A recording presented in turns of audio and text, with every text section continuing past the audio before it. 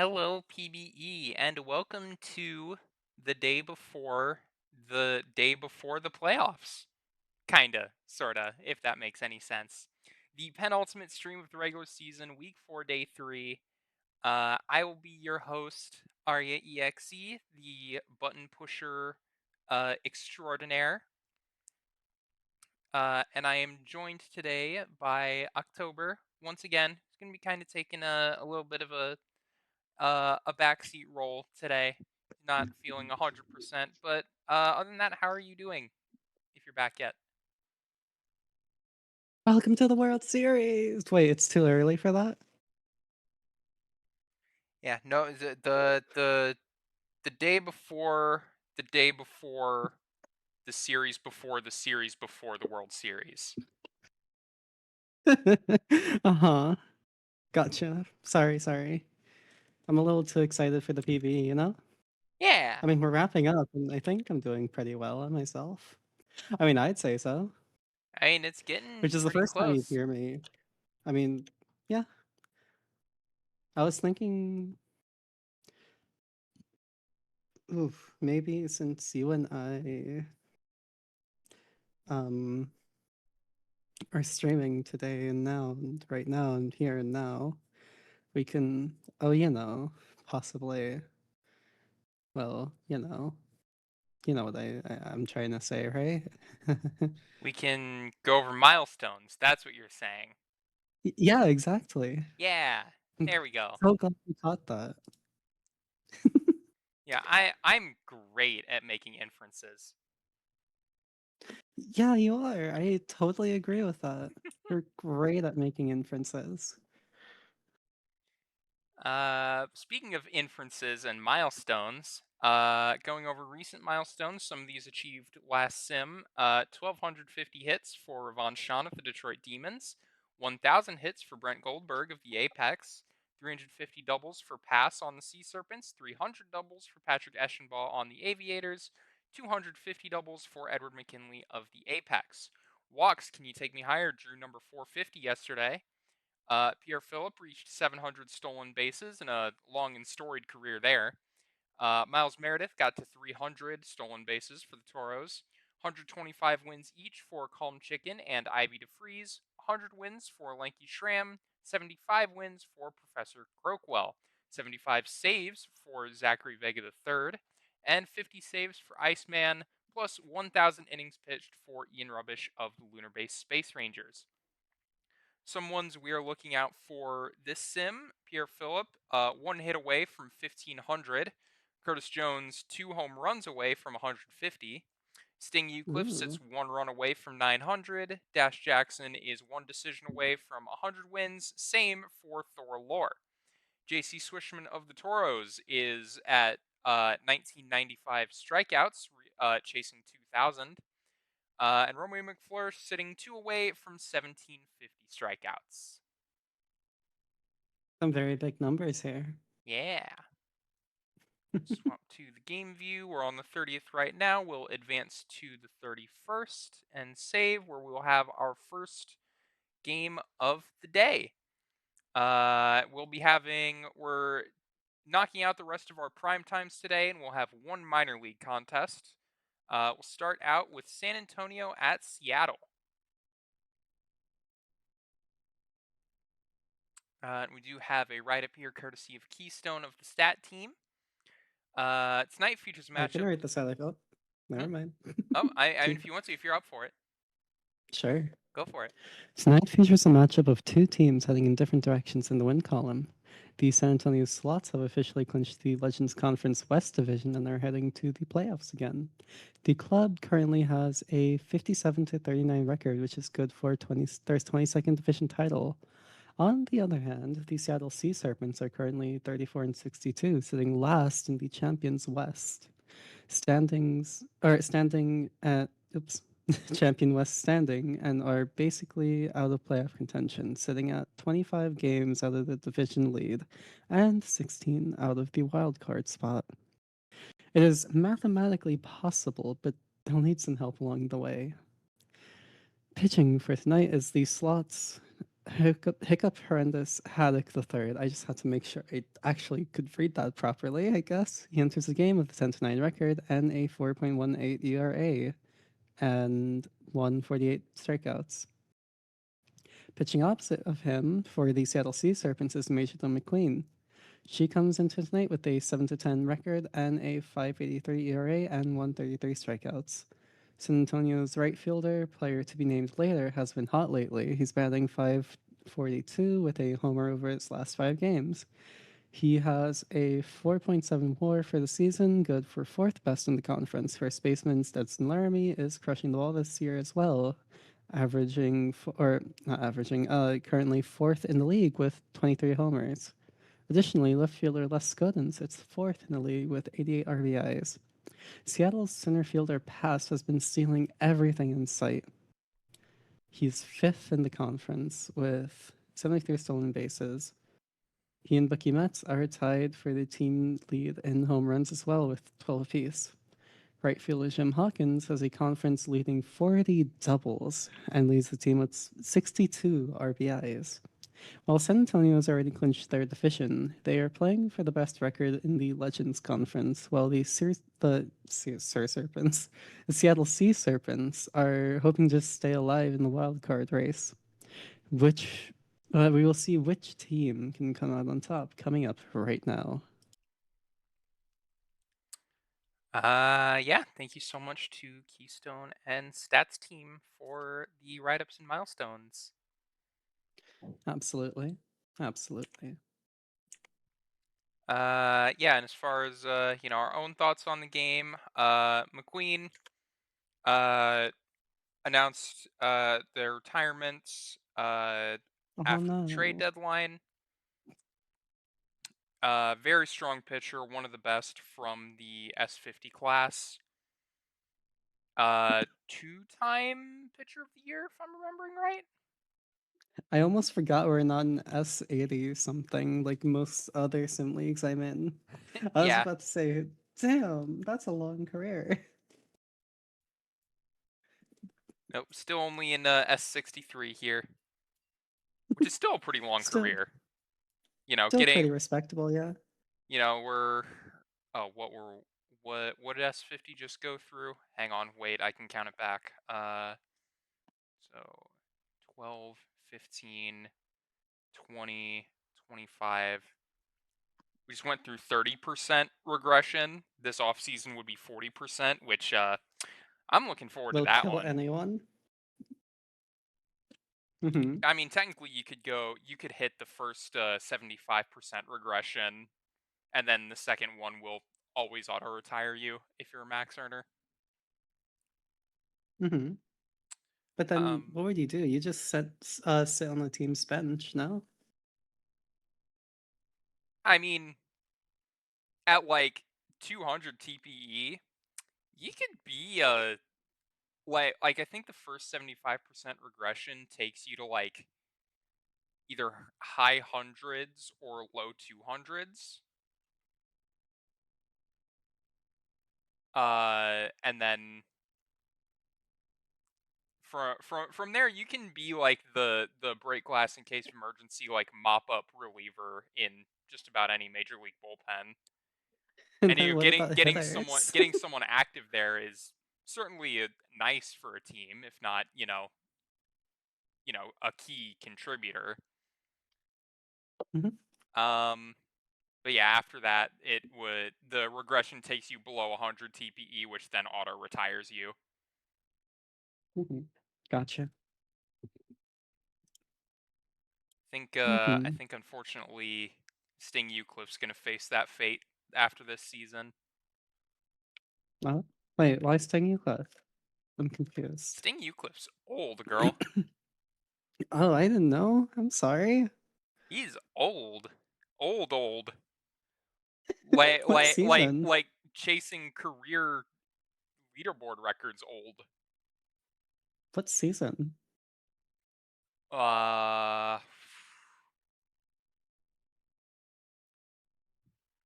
it would have to be S40 something. Let's see, Oh, okay. 50. So S50ers are going through 40% regression this off season. So 50, 60, 75. I think S46, if I'm doing my counting correct. Hmm. Yeah, old man Sting Eucliffe. Very good career though. So what I'm hearing is old, like walking stick kind of old. Yeah, that little known fact, that's actually what he takes up to the plate to bat. Takes up a walking stick to bat? Yeah, Hmm. exactly. That's his bat.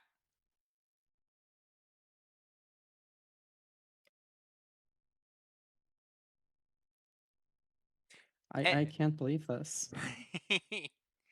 Anyway, I think that's enough waffling for now. I'll get us started, and if you want to jump in, just let me know. Hmm. All right, heading to the Aquadome in Seattle will be Major McQueen taking the mound to start us off against Press Duckley Jr. Leading off for the Sloths, we get the overhead cam as McQueen strikes out the leadoff batter. Let me switch this to the wide view here.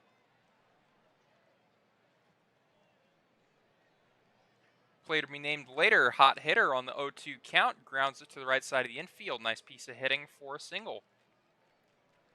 Les Godin watch as named later goes for second and makes it. Stolen base number 69. Nice. Les Godin fly ball left field is caught by Gator McGraw. Ferguson, 2 outs, runner on second. Sends it towards the gap. That'll be extra bases. That'll score the run. So San Antonio strikes early, a 2-out RBI from the catcher Turd Ferguson. Jerry Mander with a bloop single down in right center field. The throw to the plate in time. A cannon arm from pass out there will catch Ferguson trying to make it a 2-run inning. Pass coming up to lead off against Hiccup Haddock. The third will ground out unassisted to Stetson Laramie. Bookie Metz cuts and misses on the low circle change. Jim Hawkins faces a full count. Slow ground ball picked up by Laramie and tossed over to Haddock covering. That will be the end of the first inning. San Antonio leads 1-0. Stetson Laramie with a couple defensive plays will lead off with a single. Now standing on his home base. Majima will be walked by McQueen, make it 2-1 with nobody out for the shortstop Alan Greer.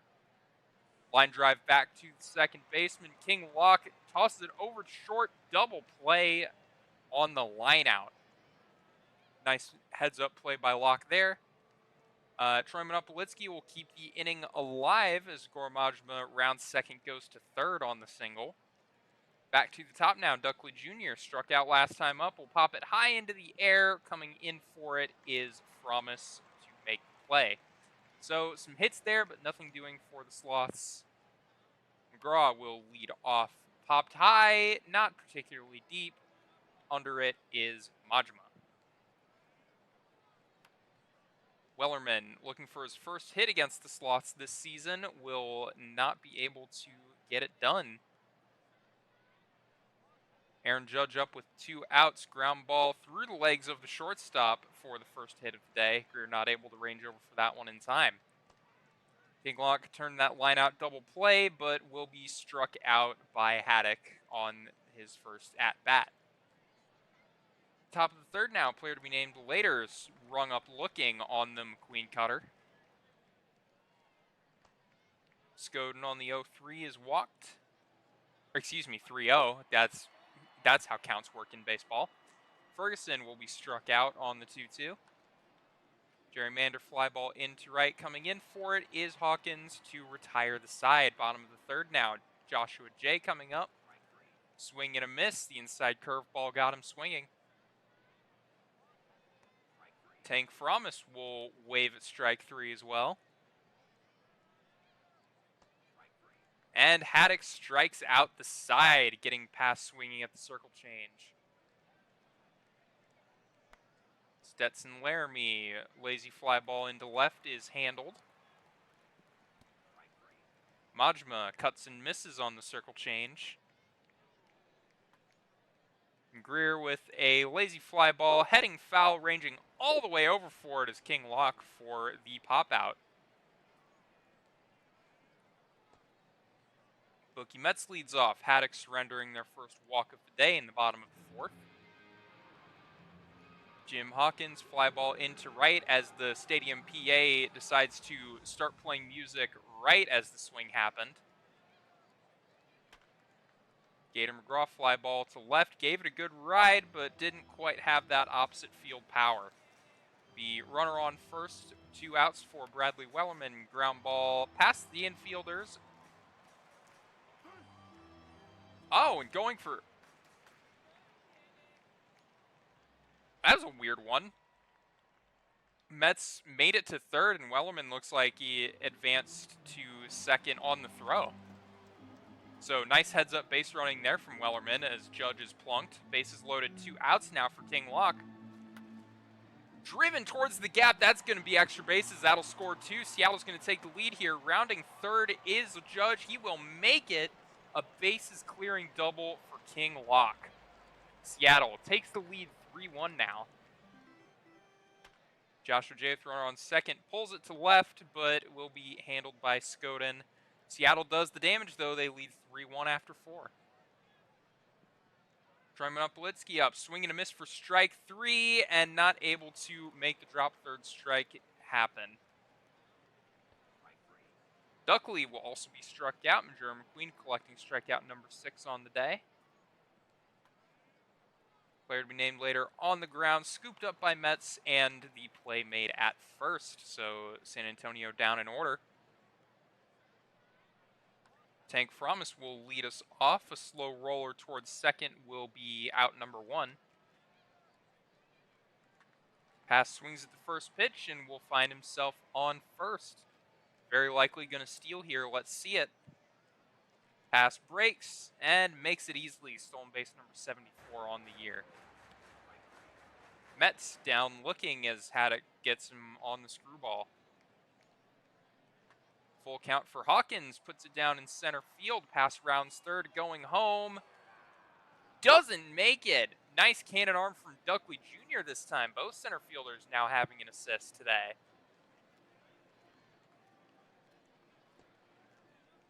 Skoden, a leadoff walk issued by McQueen, who's getting up there on the pitches now.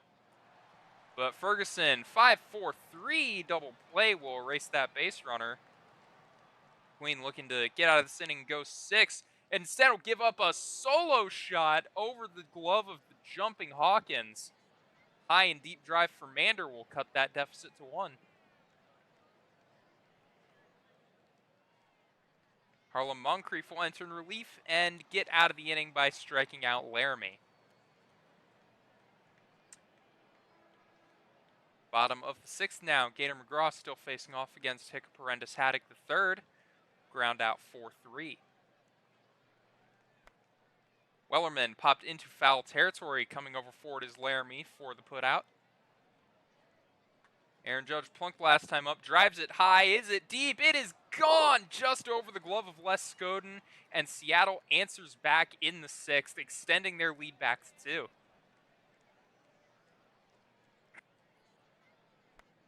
King Lock puts it on the ground. Laramie will take it to the bag himself to retire the side. Through 6, it's 4-2 in favor of the Serps. Bottom of the order coming up for the Sloths. Majma pops out. Right under it is Bookie Metz. Only needed to take a couple steps.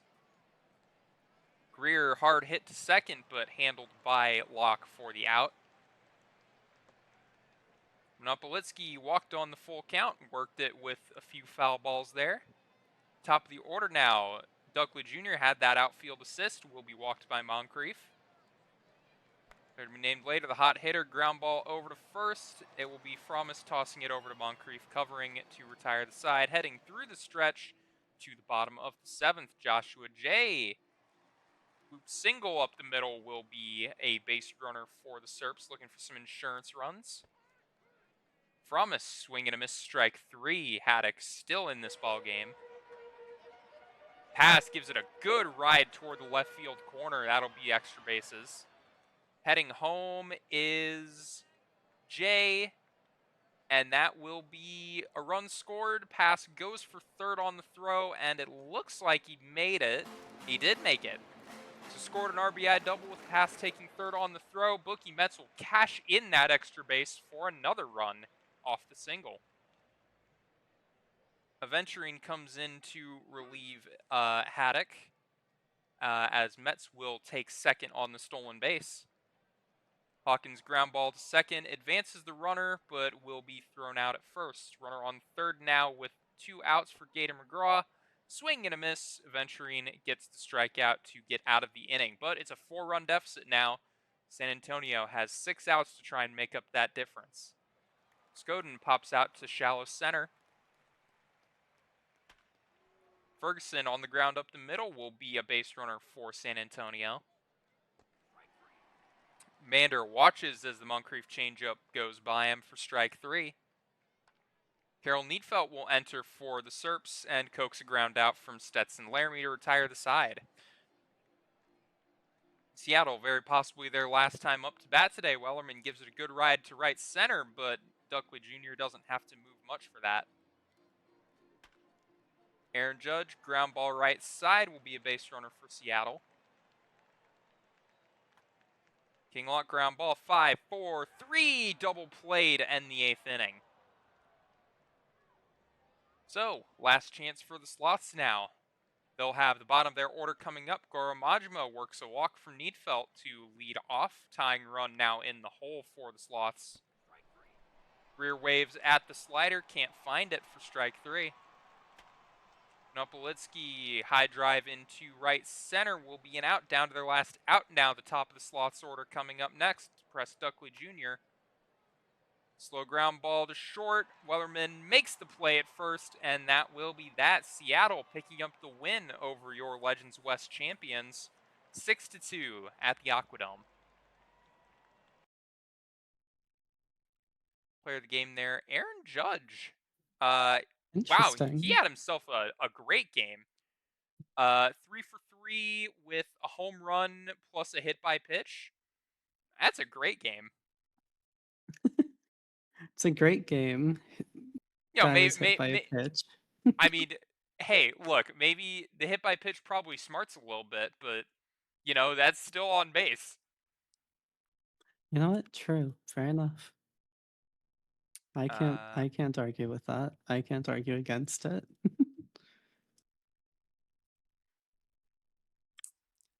where am I going? Going here. World scores. Do you want to do the Going performances of somewhere. the day? Sure. Performers of the day include definitely not an evil dictator.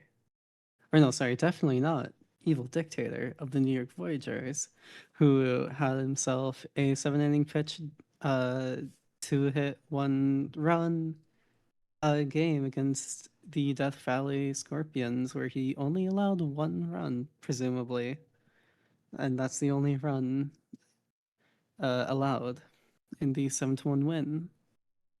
Ryan Express for the Lunar Base Space Rangers in a 6-2 victory over Outer Banks went for 7 1/4, 7 1/4, 7 1/3, 4 hits, 1 run, and 10 strikeouts. Wow.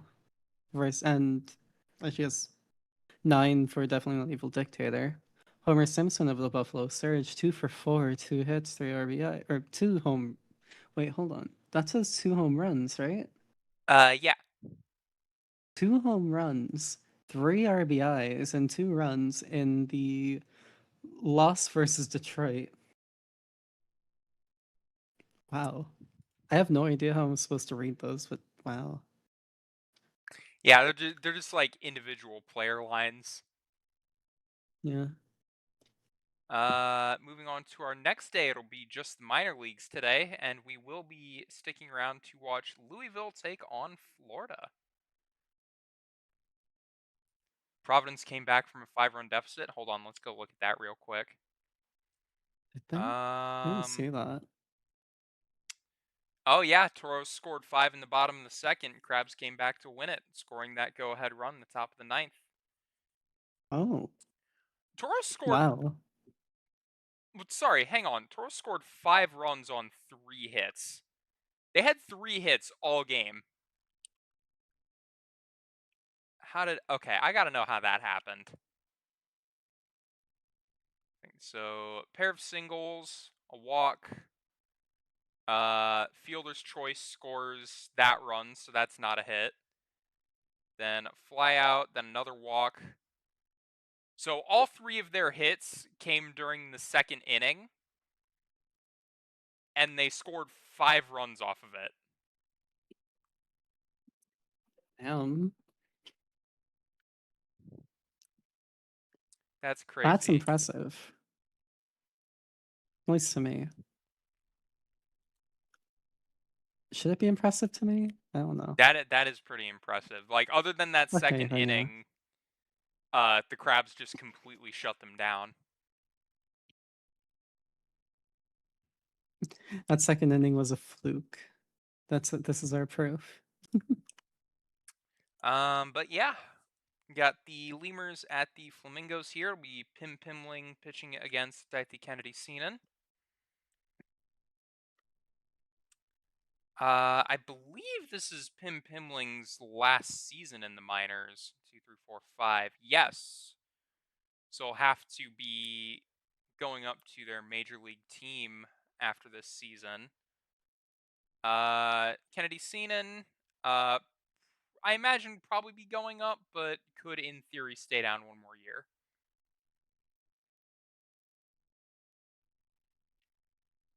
Both of them having, pretty solid minor league seasons. If you're in the low fours, you're having a fine season for a minor league starter. Mm-hmm. Is that Uh, how I it's don't, I, supposed to work? I don't know, Potato. Crabula still went 6 despite allowing those runs. I'd say he did fine.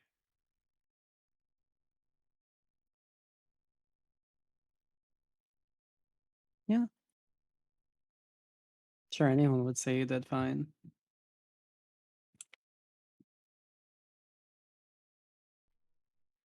Hey, it was a no decision. It's not a loss.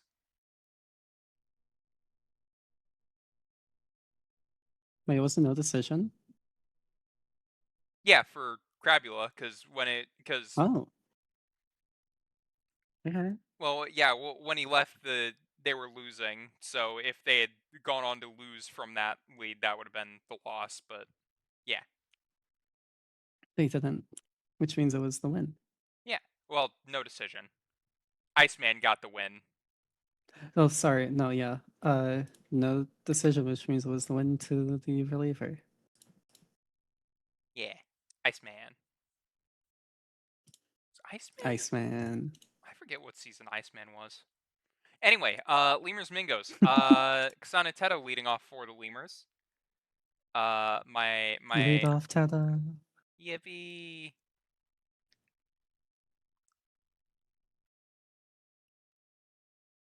I'm going to do my very best to work in some Teto songs there. Unfortunately, sometimes my brain doesn't work very fast. On the other hand, Peyton Shoelace, Samuel Sheeping obviously having another wonderful season. Same for Doug Love, honestly, on the Lemurs side. I And mean, the big contributors hitting wise for the Mingos, Peyton Shoelace, second year, following up a great rookie campaign with a very solid sophomore campaign. And Lionel mhm. McScallywag's having a good season in that 6th spot. Would you say that this is Teto territory? I Maybe? would. Mm-hmm. Gotcha. I would say she fits very well in the lineup, like Tetris. Very true. Very true. Iceman is also Um, S50. Okay. Dang man, this S50 that S50 pitcher class was great. We had you know Majiro what isn't great? McQueen, Holly Sheet, uh, Iceman, And some bum named Aria Blue Sky who really just drags everyone else down. I'm going to grab you. I'm going to come find you. This is a threat. I'm threatening you actively right now. I'm so angry at you. I'm not even joking. I wish I was, but I'm not. I'm grr. Wow, chat. I'm pissed. That was a I'm real angry. bird-brained move of me. As Kasane Teto will lead us off at Florida Man Park, facing off against Daithi Kennedy Seenan. I am no longer angry at you. And strikeout swinging. Now I'm angry at Teto. What the hell?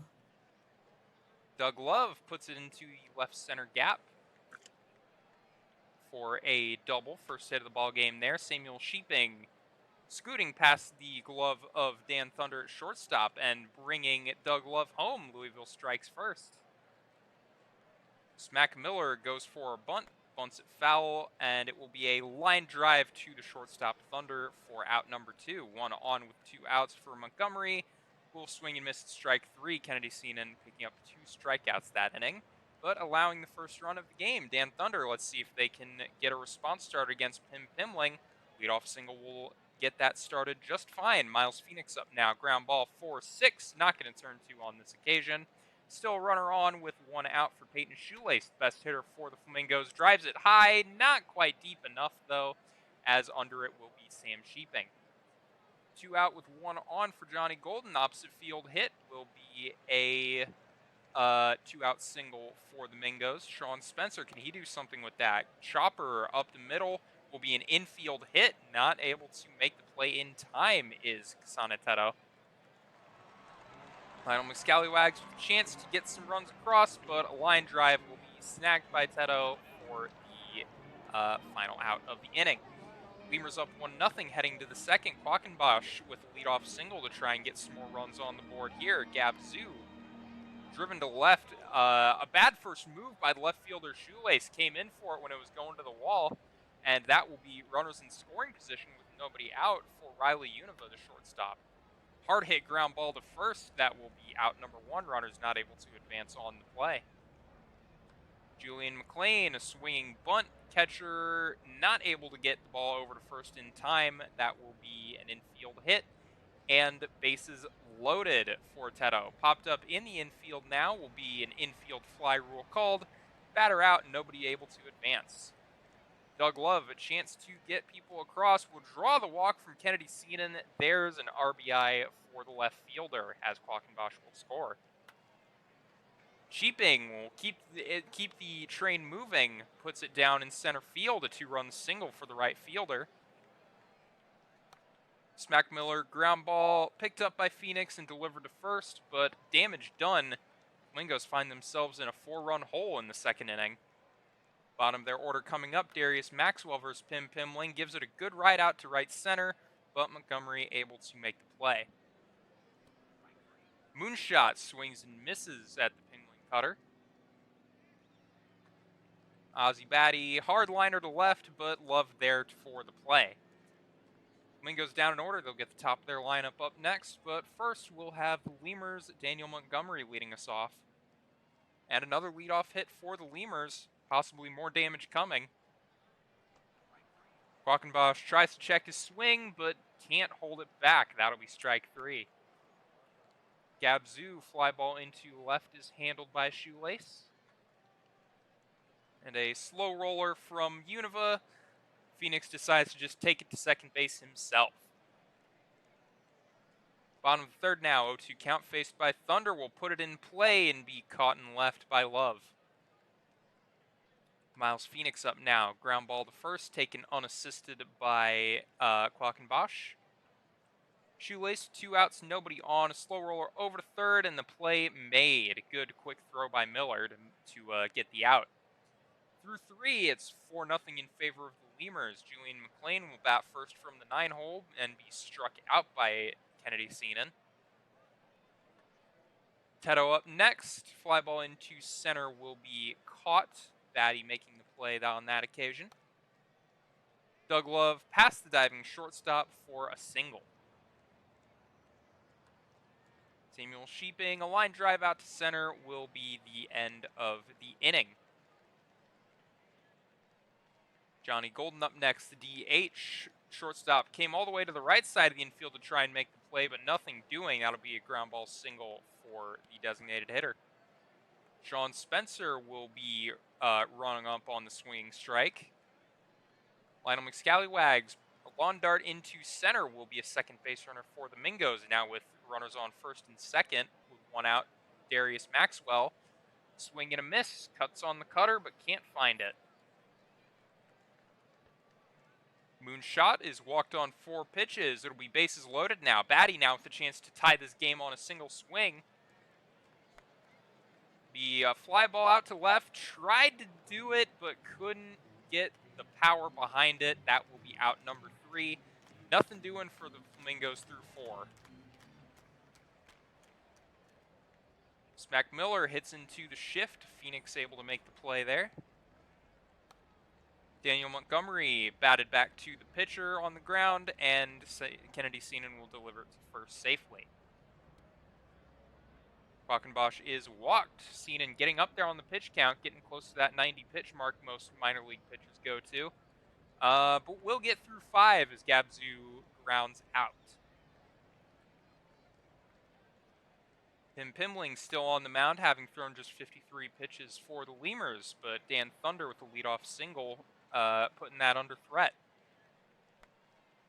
Miles Phoenix line drive, a sliding grab from Montgomery, a very nice play out in center.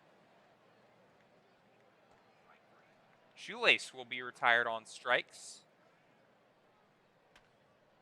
And a line drive falls into right field. Johnny Golden on base with a single and able to make it to third as Dan Thunder, the Flamingos' first run, standing 90 feet away with 2 outs.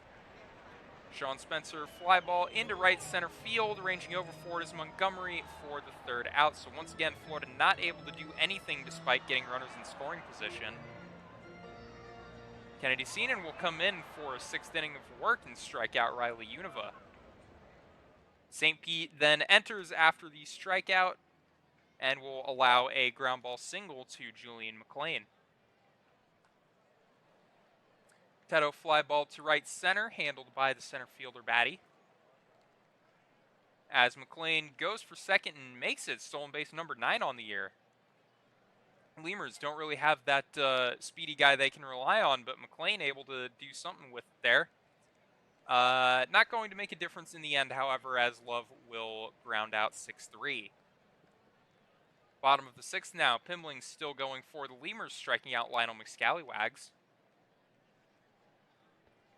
Darius Maxwell also struck out by Pimling. Moonshot puts it in play, will have a 2-out base hit. Batty fly ball into right is caught by Sheeping, and that will be that. We're through 6. It's a 4-0 lead for the Lemurs. Part of the order up now. Sheeping with a ground ball single up the middle off St. Pete. Smack Miller, lazy flyer, will be handled by McScallywags. Still a runner on first now with 1 out from Montgomery, struck out by Pete. Quackenbosch will be walked on 4 pitches. Gabzu, the catcher. Ground ball past the diving third baseman. Rounding third is Sheeping and makes it. The offline throw from Shoelace, not able to get him. Louisville will extend their lead to 5. 2 on, 2 outs for Riley Univa. Gives it a good ride into left field, but not able to get it over the fence. So we're through into the stretch now. Louisville leading by 5. A Wayne Gambit ahead will enter to relieve Pimling, giving up a center field hit to Dan Thunder. Miles Phoenix ground ball 4-6, not going to be able to turn 2 though, just a fielder's choice. Shoelace couldn't hold the swing. That will be a swinging strike 3 on the Gambit ahead screwball. Johnny Golden heads to first on a walk. Fouled off 4 pitches to get that. Sean Spencer, ground ball to the shortstop, delivered to second for the fielder's choice out, retiring the side, ending the 7th inning. Hits have been relatively similar, but Louisville's just done more with it so far as we enter the 8th. Julian McLean for a leadoff single in right. Sanetero will watch as McLean steals his second stolen base of the day. McLean, I'll bet, is a waiver ad who wasn't stealing before because he just wasn't on the team. And that would make sense with only 13 RBIs and no home runs. So, pretty sure that's a relatively new waiver ad, adding some crucial speed to that lineup, honestly, as Teto will ground out productively to move into third. Doug Love swing and miss, St. Pete striking him out. And Sheeping hard on the ground, not able to cash in on the McLean stolen base on this occasion. Bottom of the 8th, Florida getting down to their last chances here. McScallywags on base, trying to represent the first run of the day for the Mingos. Maxwell will be retired on strikes. Moonshot a fly ball into center will be out number 2.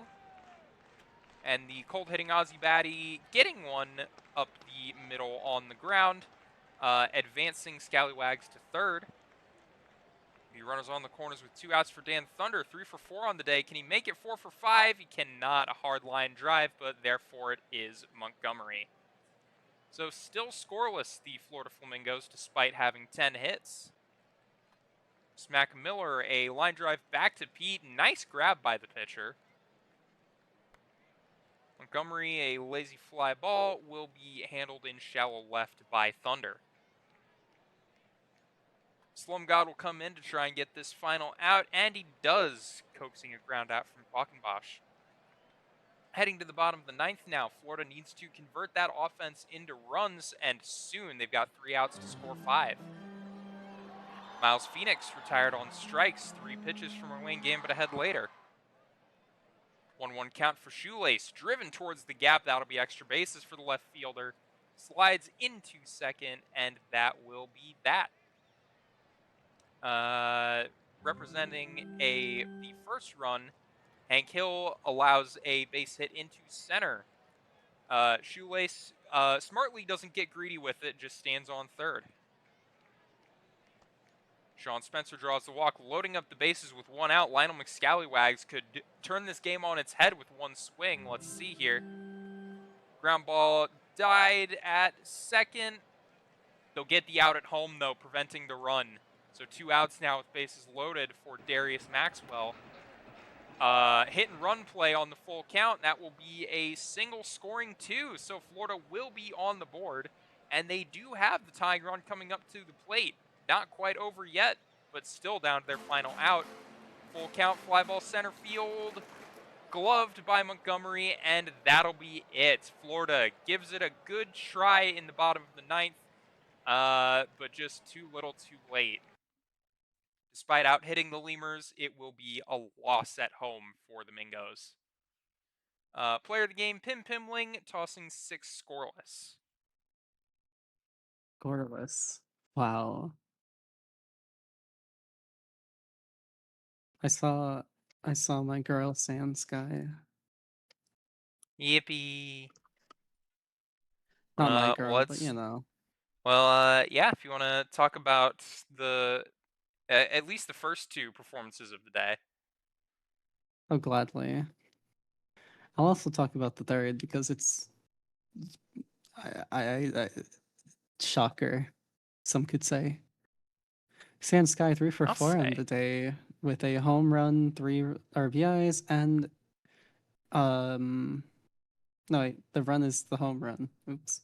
In a 4-3 win versus the Kansas City Hepkitties in a 6-1 win over the Amarillo Armadillos, Manperson from the Swifties got 7 innings, only allows 4 hits, allowing 1 run, and striking out 2. And finally, Lucas Jensen from the Puerto Rico Raunos, best team in the MLB. 6-1 versus the Anchorage Wheelers. 5.1 innings pitched, 1 hit, 4 walks, 2 strikeouts. I would argue that the I would argue that Pimling had a better day.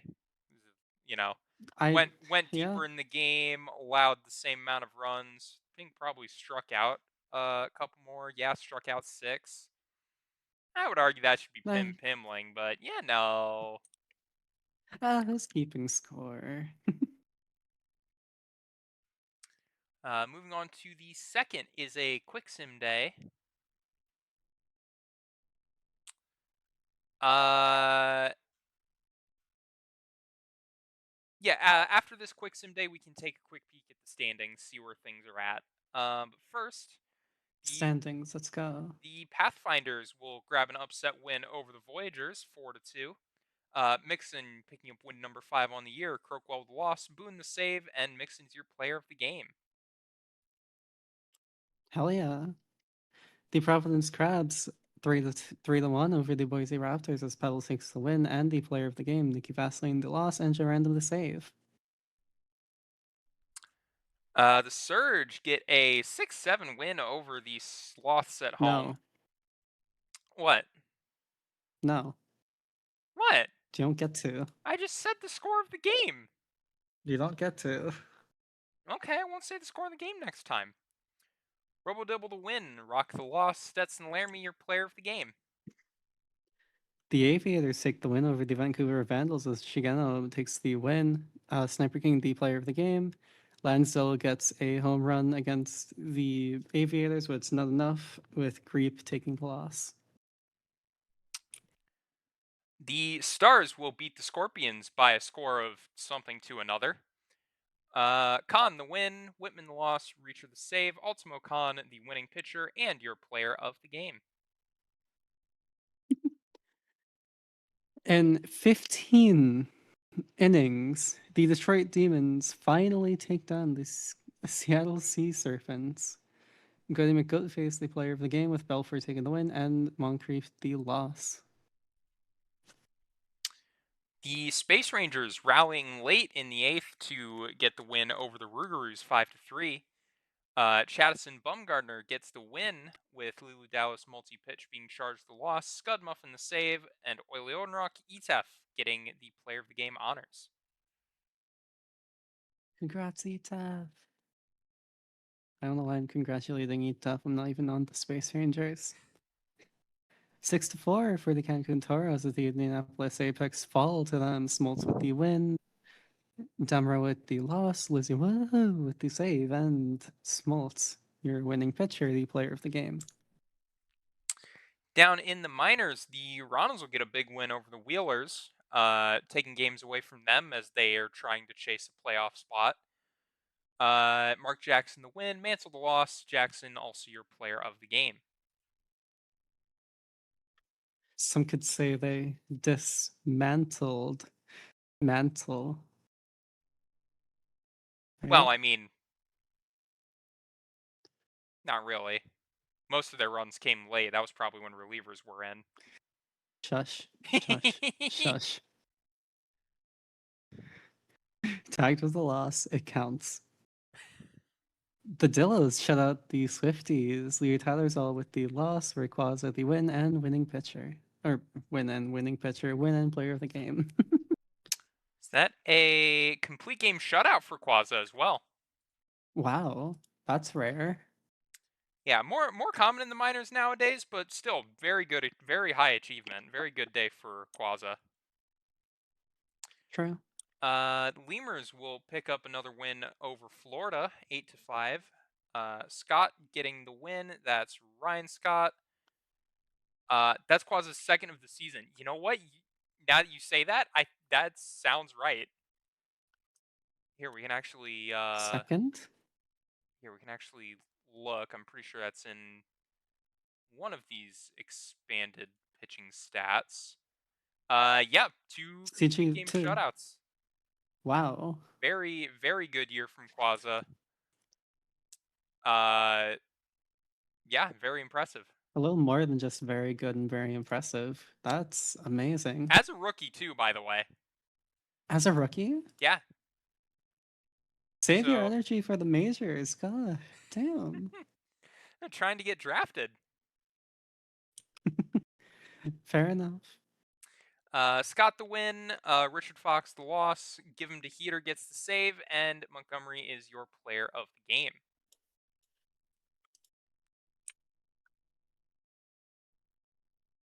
Hey.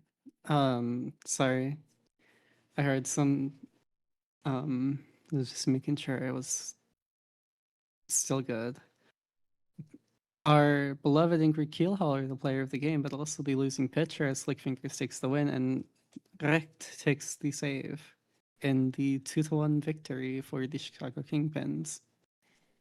And lastly for the day, the Bruce City Bears, is that another complete game shutout?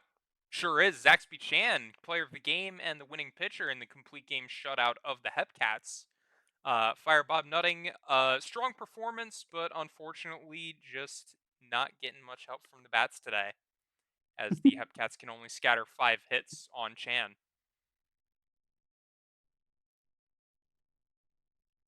Let's go ahead and send out Hell box yeah. scores. I'll advance the day, and then we'll take a look at some standings. Mhm.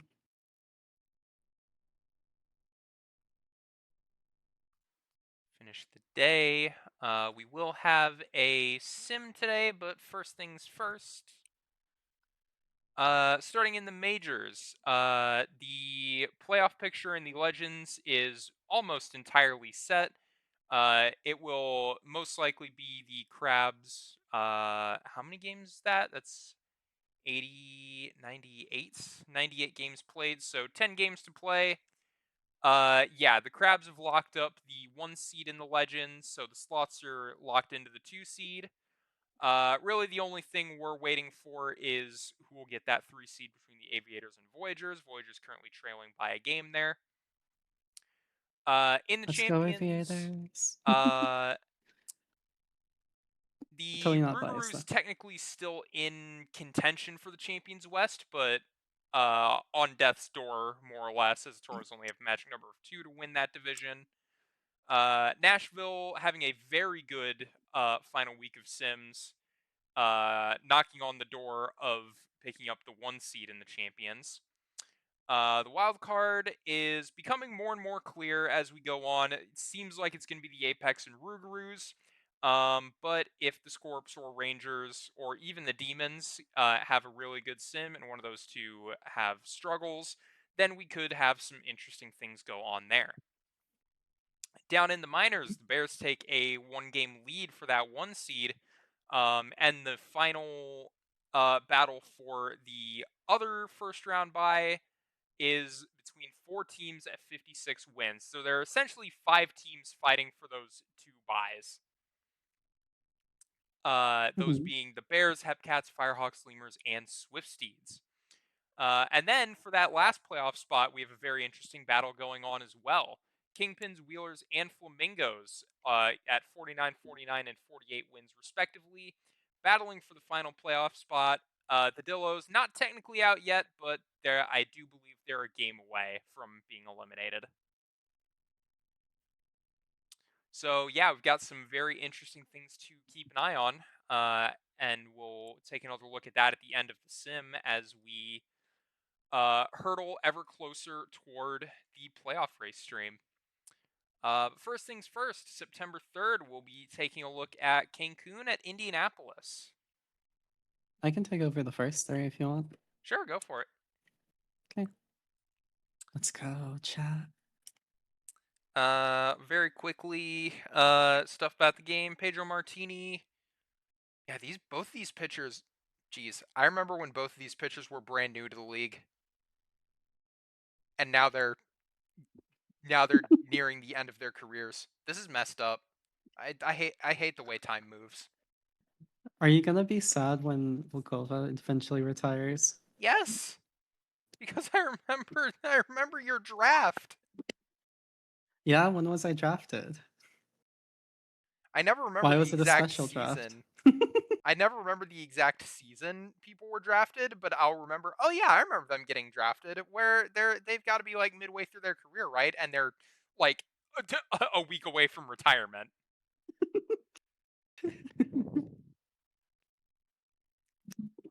Why was our draft so special, huh? Answer me, Aria, answer me. Because she got drafted to the Dillos, the definitely no bias best organization in the minors. True. But no. No, no, no, no, no. That's not what I mean. That's not what I mean. Yes, I do remember your draft potato. You were you were a second round pick in the minors, if I'm remembering. Were you our second rounder that year?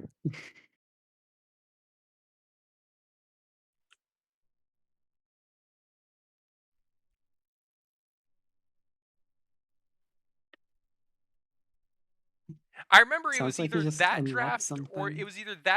your majors draft, maybe both, where like either the Dillos got you or I think it was the Voyagers who drafted you in the majors.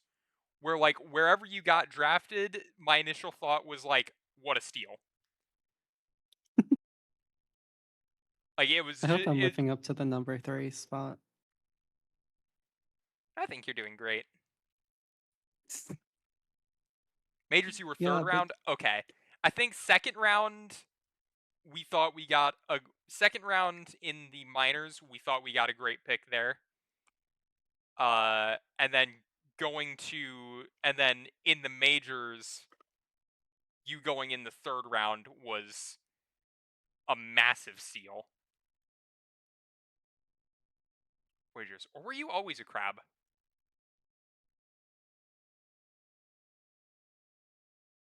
You might have always been a crab. Who am I thinking of that went to the Voyagers then? I maybe don't know. she's just going insane. I don't know. There were a lot of there were a lot of am I thinking of Haiti? Maybe. I don't know. Voyagers are just a really good organization. They always find good talent in the draft. So if I don't know where someone got drafted, Voyagers is honestly a good bet. Um Yeah, but is it the best bet? I wouldn't say the best bet. I remember the Dillos having a good amount of Voyager draftees is all. Voyagers or no, were you Fair enough. wait, or were you Apex? Now I'm really going crazy because now I'm flipping through the list of teams that were like who had really deep prospect pools that were a bunch of them were Dillos. And now I'm flipping through. It's like, okay, Crabs had a bunch at one point, Voyagers had a bunch at one point, Apex had a bunch at one point. I think the Surge had a bunch of Dillos at one point too. Only ever been a Crab. Okay, I'm just going crazy. I'm just going insane, Insane and I lady. think I need to shut up and let my co-host call a few innings. Let's do it. Let's indeed do it. I'm more than ready to destroy a few innings. And just like Gnome Child was destroyed on the first out. Any hope destroyed. Same with Miles Meredith. Napoleon Solo, swing and a miss for strike number 3 on 2-3 in order. Griffin Stone will lead you off next time. But D. Fernandez Jr. throws it up, hits it up the middle, and they'll get him on first base. Going for the steal, Fernandez Jr. is safe, 68 on the season. Or 68 stolen bases, that is. Goldberg hits that one deep into right field, unable to advance the runner, unfortunately, now over to Edward McKinley. McKinley hits that one. This time it does bounce, and it's deep enough to advance the runner to home. 1 run and 2 hits for Indianapolis. Now as Rosenthal watches that one fly on by. Brian Payne here hits that one, curves a little bit to the left, and advances 1 runner. 2 runners home. No throw made back home. David Bipperson swing and a miss for strike number 2 on the full account. Or is that strike 3? No, strike 2 on the full account. Giesel hits that one through the legs of the third baseman, rounding Rounding and makes it home is Brian Payne. He's still now on second. Kamenik. Wait, Kamenik? Yeah. Hits it. That just looked like it went through the second baseman. Oh well. 5-0 now in 5 hits. Can Santos Garcia? No, unfortunate. Resets the Indianapolis order though, so an interesting game already. Cancun, no hits, no runs. Griffin Stone will be their first hit. Next up, O'Malrain. Hits it into right field. That'll be their second base hit. Beatty up next. That'll be a walk. Bases are loaded for Andrew Verchacho. No outs either on a full count. Oh, that looks like it's just a bunt. That'll be.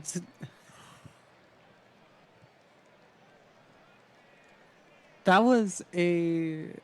What? A 2-3 double play? 2-3, yeah. That was a 2-3 double play, and that was another out just there. Completely shutting down the Toros. Now here's the top of the order again for the Indianapolis Apex. Drops it at third after the dive. So Fernandez Jr. will get up on first. Brent Goldberg high and deep into the left center fielder's glove. Edward McKinley up next. And playing tag. Will he make it? No, he's not. He's not going to be able to make it. Cut down on second. Hits that one high and deep. McKinley's ball flies into the left fielder's glove. Now the Toros send out Jonathan Johnson. Hits it. And that'll be a base hit for Johnson. Here's Gnome Child. Oh, Johnson with 53 on the season, stolen bases, that is. That'll be 1 out. Gnome Child advancing Johnson to third. Hits it to third. That'll be out number 2, and run number 1. Miles Meredith brings home the base runner. Now it's Napoleon Solo.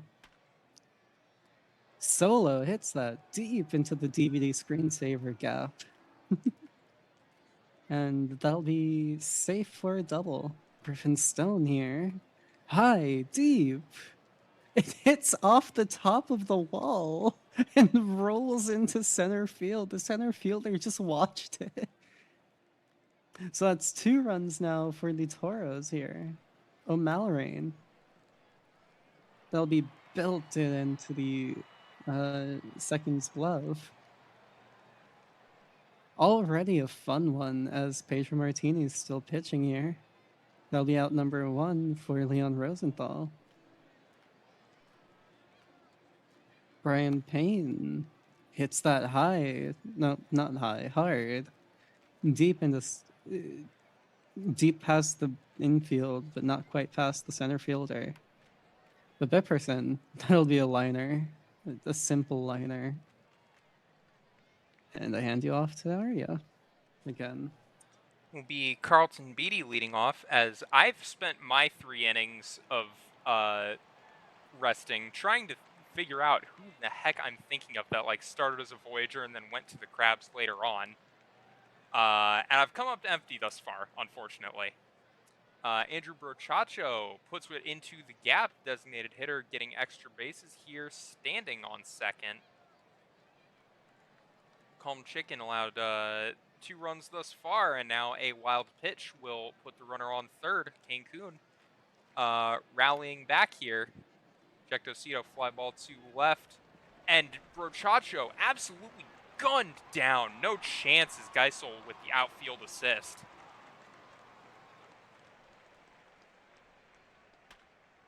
Theodore Geisel on the ground to second, handled by Johnson for the out. Clement Kamenik, DH, ground ball, Johnson getting another opportunity for the assist. Santos Garcia retired in 3 pitches by Martini. Strikeout just the second of the day for Pedro. Calm Chicken on the ground past, Johnson on the ground past the glove of the first baseman. Calm Chicken still in this ball game. Noam Child watches Johnson picks up a second stolen base on the day.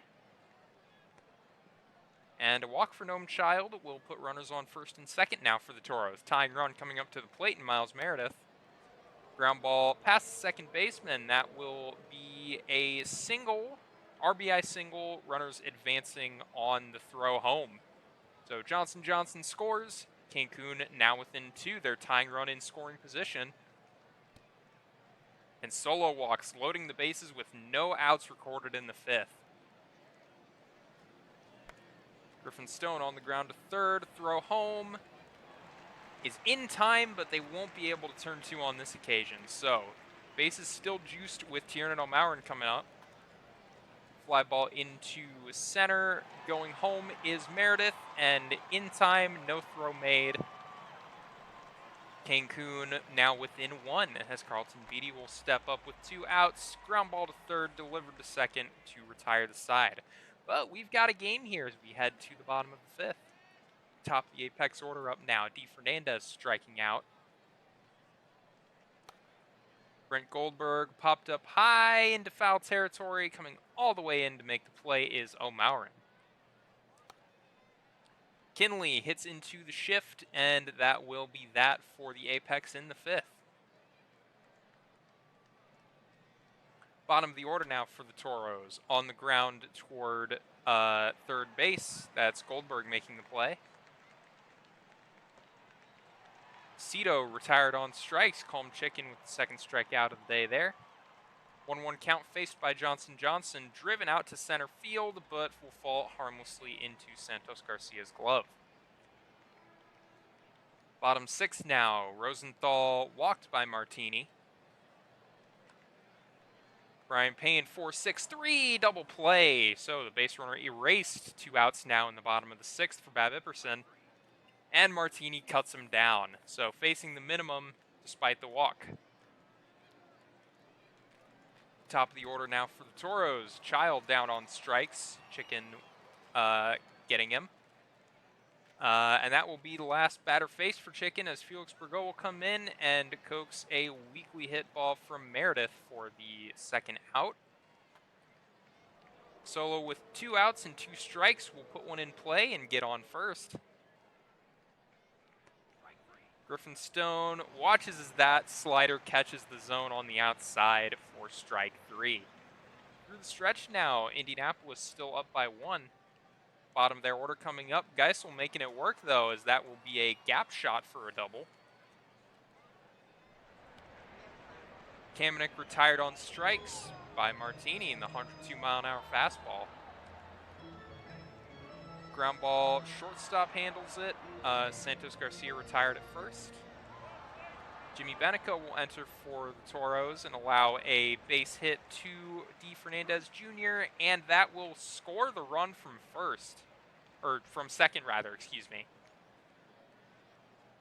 So Indianapolis extends their lead with an insurance run. Fernandez stealing stolen base number 69, nice, after their 67th RBI.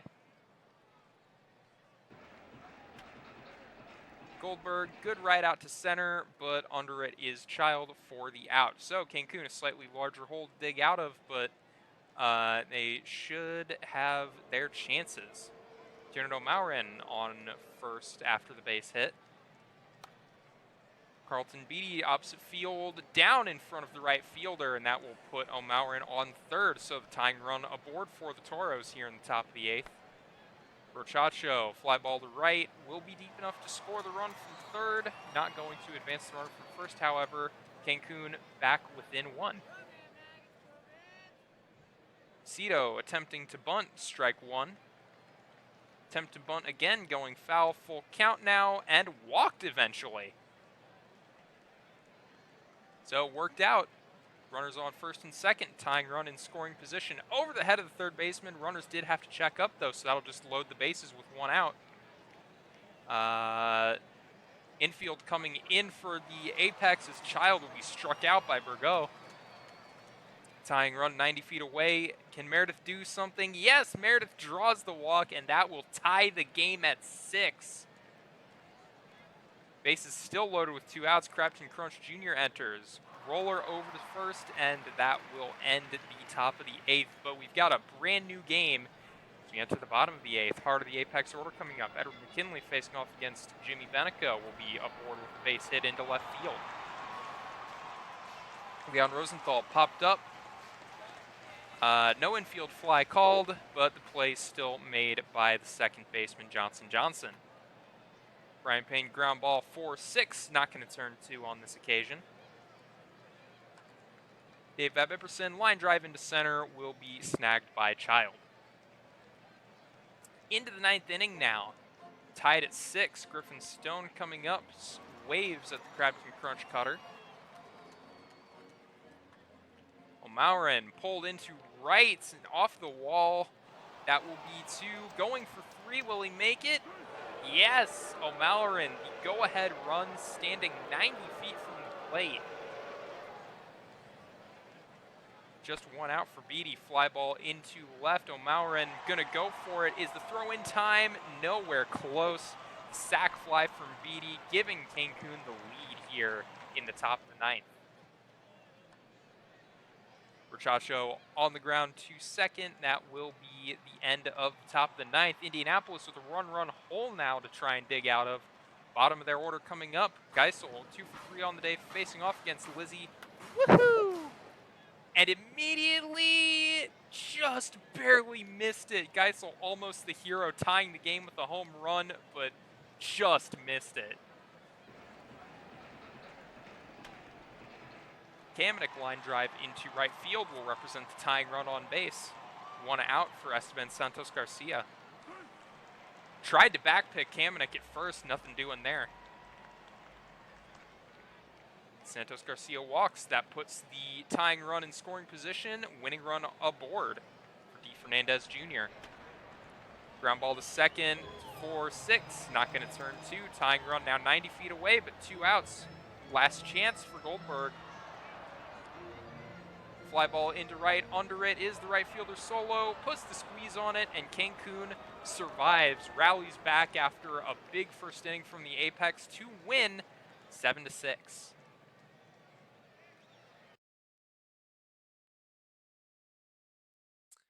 Tiernan O'Maurin, big hero in that one. Let's see that. Yep, 3 for 4, 1 RBI, 2 runs. Very good day there. Jimmy Benico, your winner. Woohoo! The save. And Crunch Jr. the loss. All right. Let me I'm save. sorry, Crunch Jr. is an amazing name.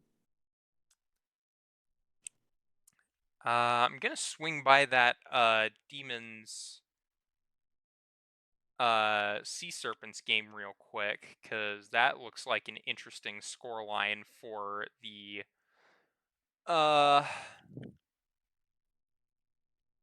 yes, Archie Richards, a complete game shutout, a 1-hitter. When do you allow that?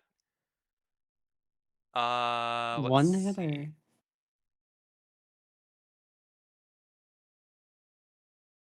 Had a no-no going through 5, through 6, through 7. Oh, finally allowed that hit in the 8th, and an infield hit too. And still faced the minimum, or no, gave up a walk at some point earlier on. But yeah, Archie Richards, a 1-hit performance to shut out the Demons. Yeah. Nothing else much to say about that. Just an amazing pitching performance. Congrats, Archie Richards.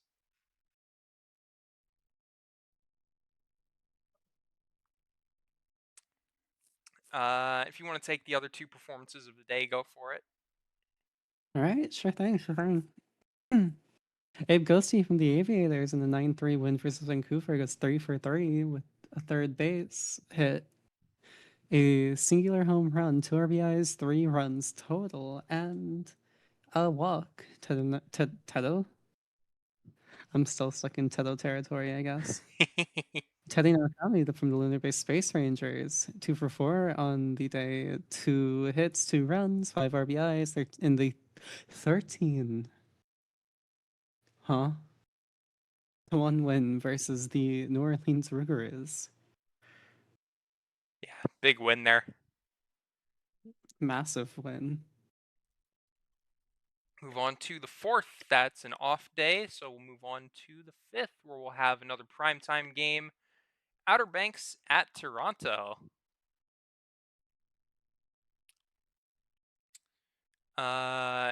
Our starting pitchers, Jigs Kingman, nursing a ERA north of 5, but a good win-loss record. Got a good team behind him. I don't think that FIP looks too bad. No, 98 FIP minus, so pretty solid season. Just getting a bit unlucky with how the runs are coming. Biz Kitmaker, honestly, kind of a little similar, maybe a couple more home runs. But unfortunately, not quite the same quality of team behind him there. Nursing an ERA above 7. I And kind of of course, want to take this entire game. I I've mean, been making you take entire games, so you know. if you're feeling up for it, you're welcome to. Yeah, I think I'm fine for one. At least one entire game. Okay. Solo shot streaming kind of shot me, and solo shot streaming shot me. Solo streaming shot me a little bit, so I should be fine. Yeah, look, Kvyatkova's in this game. Oh yeah, that too, I guess. She's gonna be great. She. This is where you agree with me and say you're gonna do wonderful. This is where you agree with me and say you're gonna do wonderful. Kvyat Volkova will have a game for sure. Okay. Let me. Can I put it to you this way? Yeah. Kvyatkova's OPS is higher than anyone on the Pathfinders. Yeah. So, like Uh, you're better than that whole team. If uh, you look at it that way. but if you look at it this way, see, I only have 14 home runs versus Ganja Smoke's 20, and uh, I only have 359 ABs. Some of the people here, like, Tommy St. John, Dean Ice, the only person who has the same amount of RBI or RBIs, ABs as me is Paddington Von Pippington, Paddy Von Pippy, who um is 0.62 off of mine, if I'm not mistaken from the math. And Uh, then everyone else under there is under my amount of ABs. Therefore, it's not a reasonable enough sample size.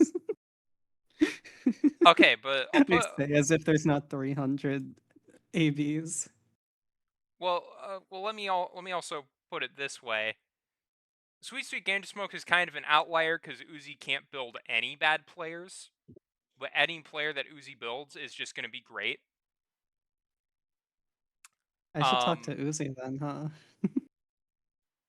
you could.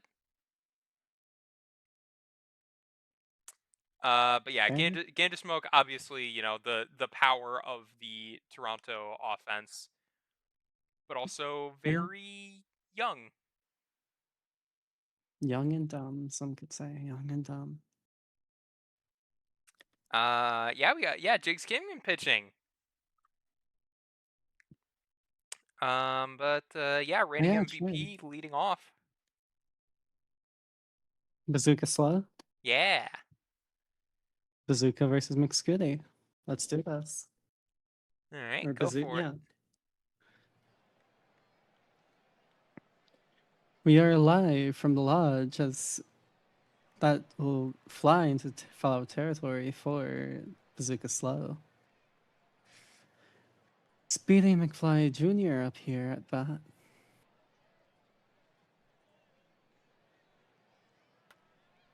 Hits that one deep into center field and just barely past the center fielder as well. Gets on second. Eschenbaugh.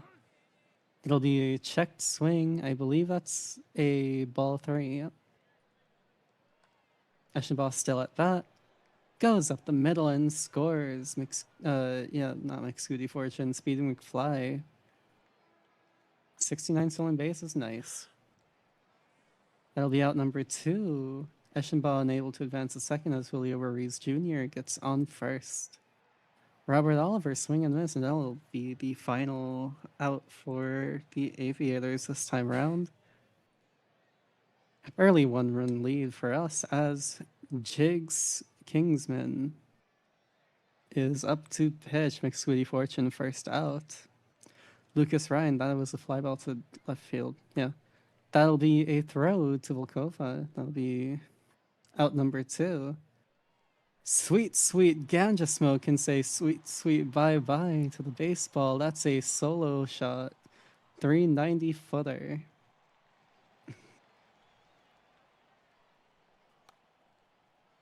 And Sebastian Primo from shortstop to Volkova. Or from Ghosty to Volkova. I know my teammates' names. I don't have to do that. Swing and miss for Abe Ghosty. Angel de la Fuerte comes up next. Hits that one. Goes up through second and first and gets de la Fuerte on first. Some random Czech woman just checks into the game, and that'll be a flyer into the left field. Coleman, possibly the final out, possibly advancing runners. Let's see here. Hits that one, and that'll be the final out indeed. Retiring the side. Now Cameron Squires for the Toronto Pathfinders. That'll be caught in center field by Bazooka Slow. Patty Von Pepe hits that one right through Volkova's glove and holds up on first. Dean Ice hits that one. That'll be a 4-6-3. That'll be a 4-6-3 as that ends the Pathfinder run. Now back to the top of the order. Bazooka Slow swing and miss here again. Speeding McFly will take up bat next. Got that contact, got the power, but the power is only going to go up, not down. Or up, not far, only goes down to the pitcher. Eschenbaugh hits that one. That'll be a quick 1-2-3 for the Pathfinder defense. Eschenbaugh, that was, I think, a grounder to shortstop? Or is it a fly to shortstop? Tommy St. John, first out on strike 3. Mortimer Dog hits that one into center field. Bazooka Slow able to grab that one. McScooty Fortune. And that'll drop into the left field. Holds up on first here, McFortune. Going for the steal. Gets the steal, 67th on the season. Lucas Ryan still at bat. Hits it. Up the middle. Scoring. McScooty Fortune. Now it's 2-1 for the Pathfinders. Sweet, sweet ganja smoke will be struck out, and I'll retire the side.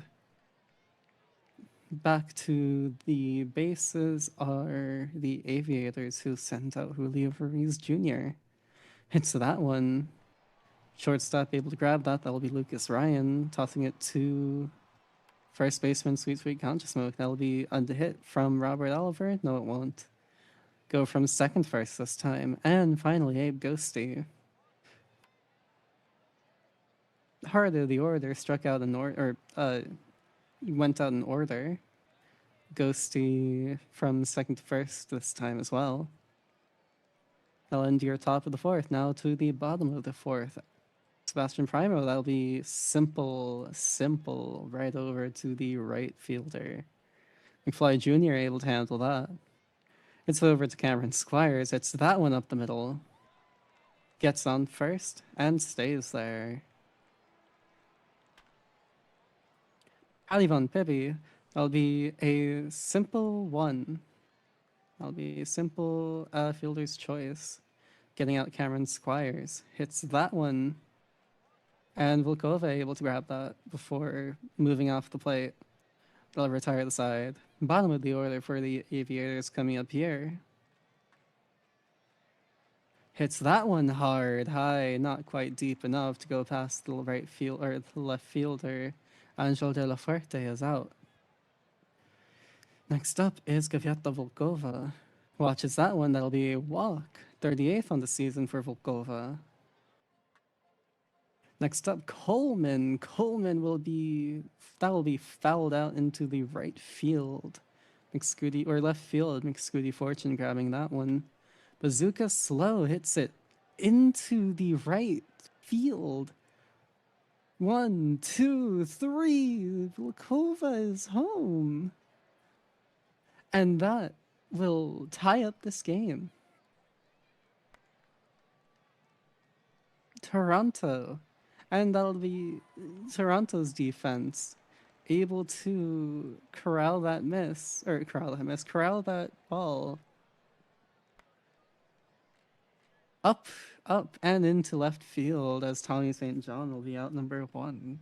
Mortimer Dog coming up next in the bottom of the fifth. It's that one up the middle, diving for it. Unable to grab that is Abe Ghosty. Goes on first. Flakova there still. Fortune. Oh, going for the steal. Mortimer Dog with the steal. 30th on this season. McScooty Fortune hits it into the gap. DVD screensavered, and that'll score. Mortimer Dog. Lucas Ryan up here, currently on a cold streak, so we'll see where that goes. Through third baseman, and second works. RBI single. 2 runs currently in the bottom of the fifth. Sweet, sweet ganja smoke, and that'll be the double play that they needed, a 4-6-3 to end this one. Watches that one, Patrick Eschenbaugh. That'll be walk number 1, Julio Ruiz Jr. Up next. Swing and a miss for Julio Ruiz Jr. That'll be out on number 1. Out number 2, Robert Oliver advances Eschenbaugh. Abe Ghosty currently up.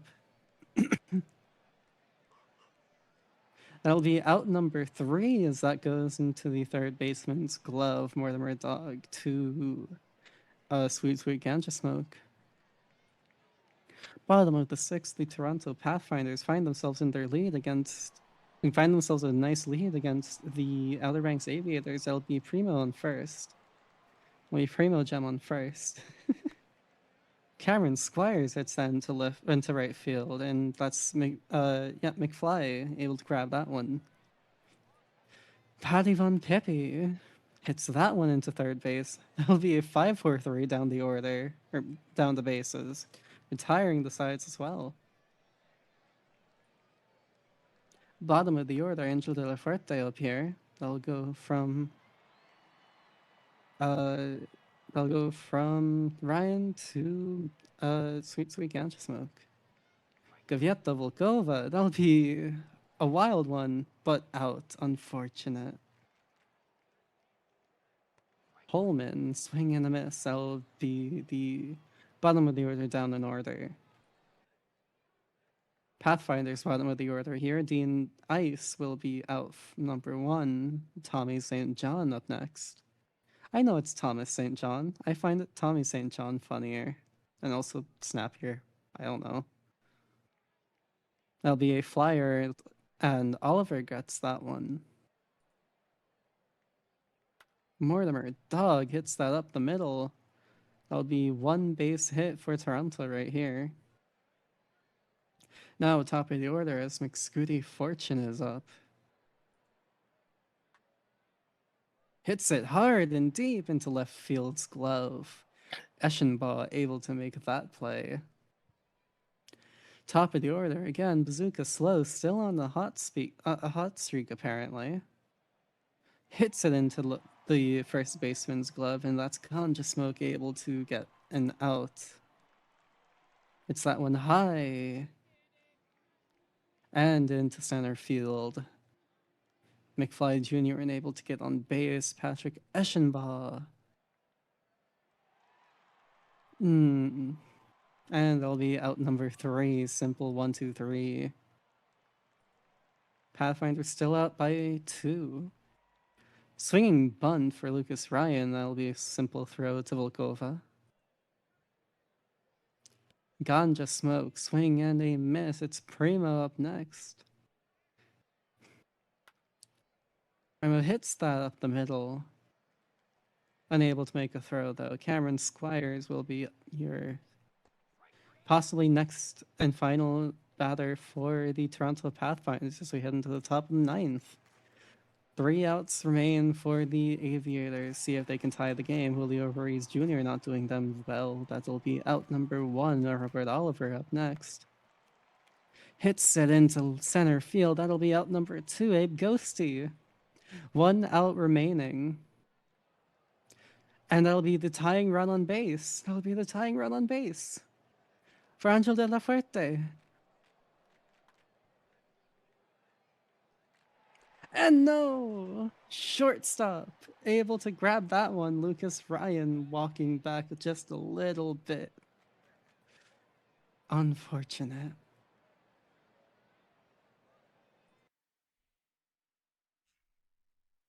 Was it? That was interesting. Yeah, fun game. Fun little game, yeah.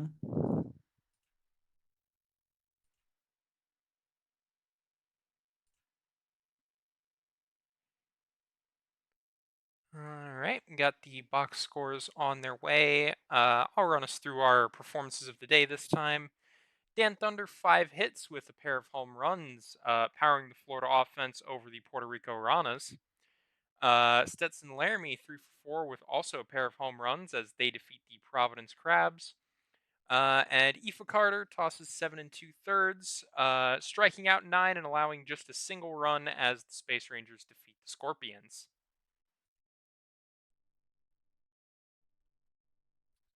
All right, let me save. We'll advance to the 6th, which is a quick sim day. So I'll lead us off here. The Voyagers, an 8-7 victory over the Raptors. Big Rooster picks up the win in relief. Armstrong the loss. Henry Magic, your player of the game.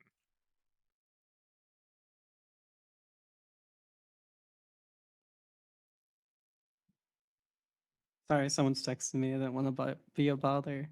11-2 as the Providence Crabs completely obliterate the San Antonio Slots. Crabula, the winner and player of the game.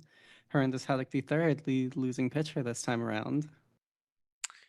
Up north, the Vancouver Vandals will get a 6-3 victory over the Surge. Mac John the win, Duds the loss, Greek the save. Mac John is your player of the game.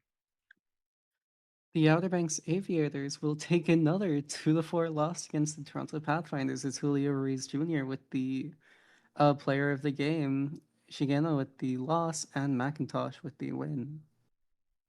Down to the Champions Conference, battle for the 1 seed going on here.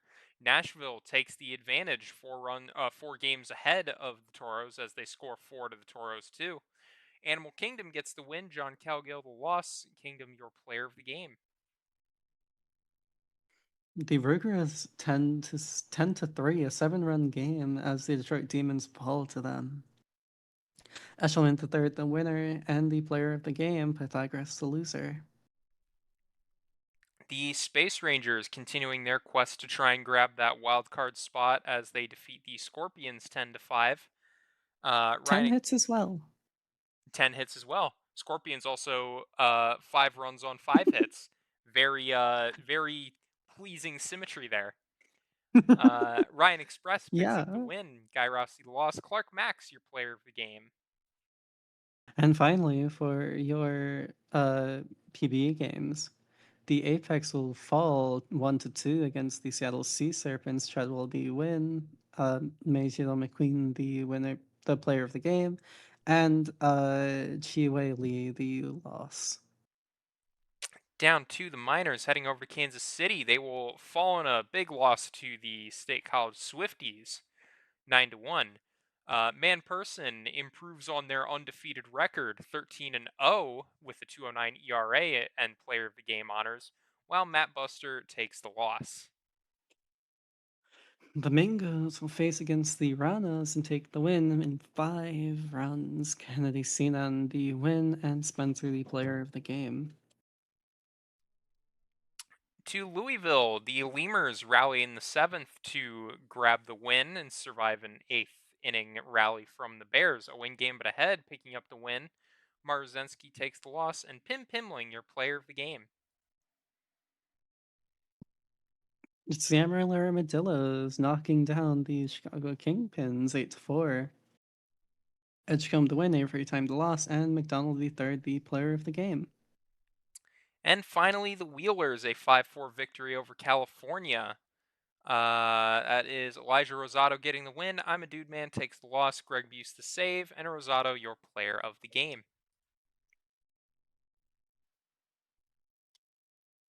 Hell yeah.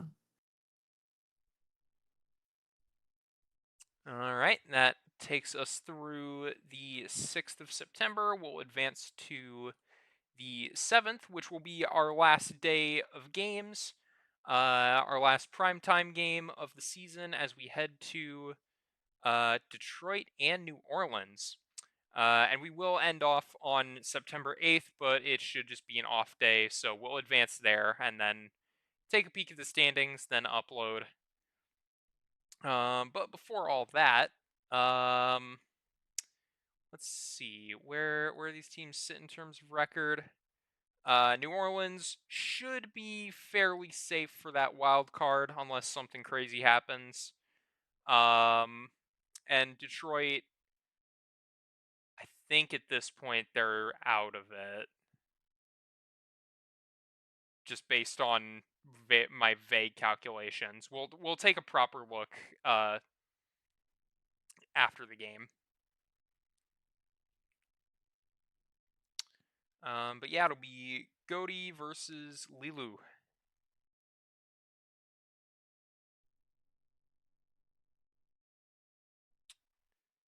Let's Well, take I a look mean, here.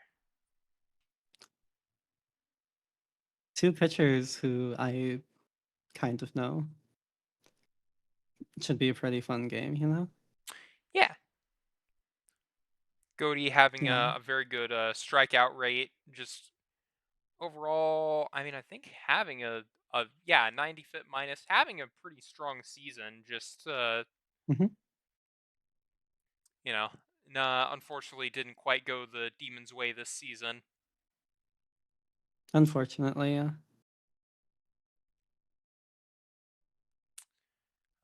Let's see. Big contributors. The heart of that New Orleans order is pretty scary. Air Yordong, Curtis Jones, Tater McCheesy. While the Demons are mostly going to be trying to rely on the top of their order, especially Zach Johnson, the third, leading off.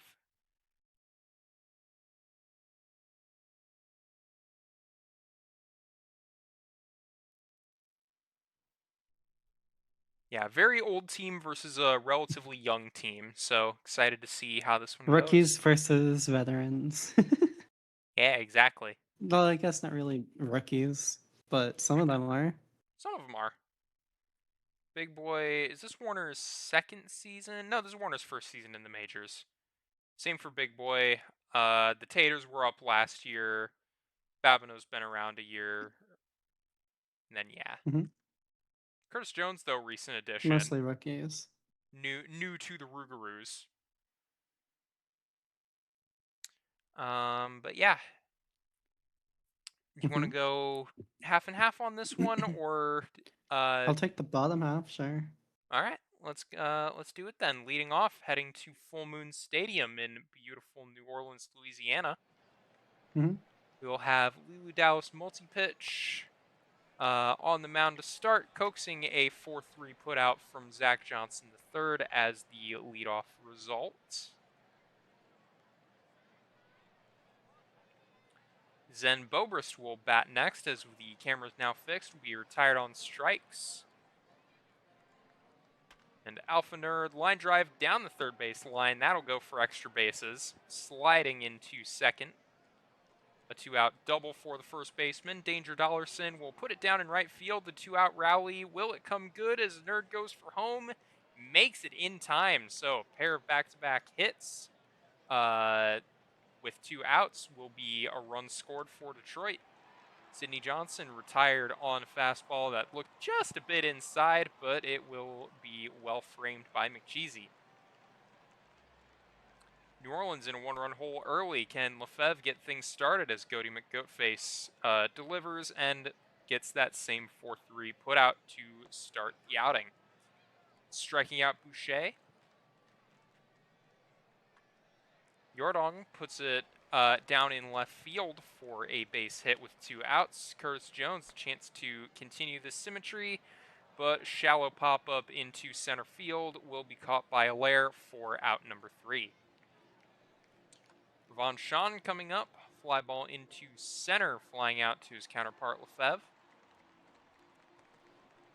Allaire checks her swing, makes it to first base on a walk. She's good. Ground ball 4, throwing to first. That will put a ground out, putting the runner on second. But Slamus cuts on the cutter and can't find it. Strike 3. Bottom of the second now, Tater McCheesy drives it high but not deep as the catcher stands just in front of home plate to make the play. Babineau, line drive to left, finds the wall. That'll be extra bases for the right fielder. Stand-up double. Trezo McTater retired on 3 pitches by McGoatface. Bob's big boy line drive snagged by Bobrist. Heading to the top of the third now. Top of the Demons order coming back up. ZJ3 ground out to third base. Zen Bobrist fly ball into right is caught by Axel Babineau. Nerd on the ground, corralled by Warner and delivered to first for the out. Demons down in order in the third. Let's see if New Orleans can get something going here. Warner popped up, going right to the pitcher. McGoatface just stood there after the follow-through and caught it. Then strikes out Lefebvre. Boucher line drive into center for a 2-out single. Hot hitting. Boucher then goes for second, stolen base number 76. The reverse 6-7, if you will. Yordong, hard hit, almost gets the outfield. Nice diving stop by Allaire to prevent that from becoming a run. Curtis Jones driven out to center, and that will be a loud out as Sean makes the catch. Very key defensive stop by Allaire to keep Detroit ahead in this game. Dollarson coming up will strike out. Multi-pitch. Now striking out 2 as Johnson will go down swinging. And Sean striking out as well. Another strikeout stolen by McCheesy, but credit to multi-pitch striking out the side. McCheesy also down on strikes as McGoatface goes to work. And strikes out Babineau as well. 5 strikeouts in a row between the two sides. Make it 6 as McTater's also retired on the changeup. 4th inning goes down with 6 strikeouts. Blair stands in, finally breaks the cycle of strikeouts, but it'll be a line drive to center field. And Shizuka gets us right back on track, multi-pitch striking him out on 3 pitches. Slamus on the ground to first. Yordong will take that to the bag alone. Big boy drives it high, drives it deep. It's over the fence and gone. Bob's big boy, 352 feet to tie this game at 1. Oh, oops, that was my calling. Oh, whoops, my bad. I kind of forgot. I got into the zone. No, you're fine. I Finish it stole out. Finish it out. I stole your No, home no, run no, no, call. no, My no, bad. no, no, no, no, no, no, no, no, no. Finish it out. Finish it out. I'll take McGoatface. 6 through 9. McGoatface striking out Warner. Lefebvre also down on strikes. McGoatface striking out 8 thus far this game. Shea, a fly ball into left field will be caught by Shizuka. And now I will hand you over to October because I'm silly and forgot. You're fine. CJ3, top of the order for the Detroit Demons. I'll go right over the fence, 332 footer.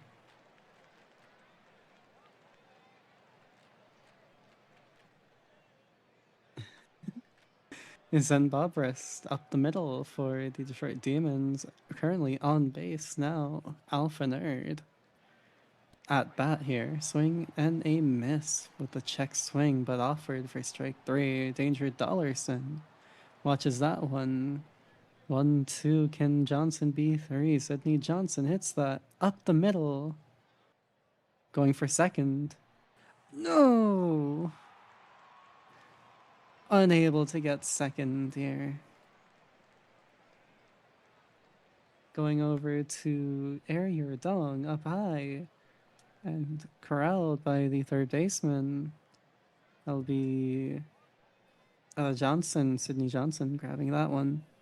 Now going to over to the heart of the order as Curtis Jones beats out the throw.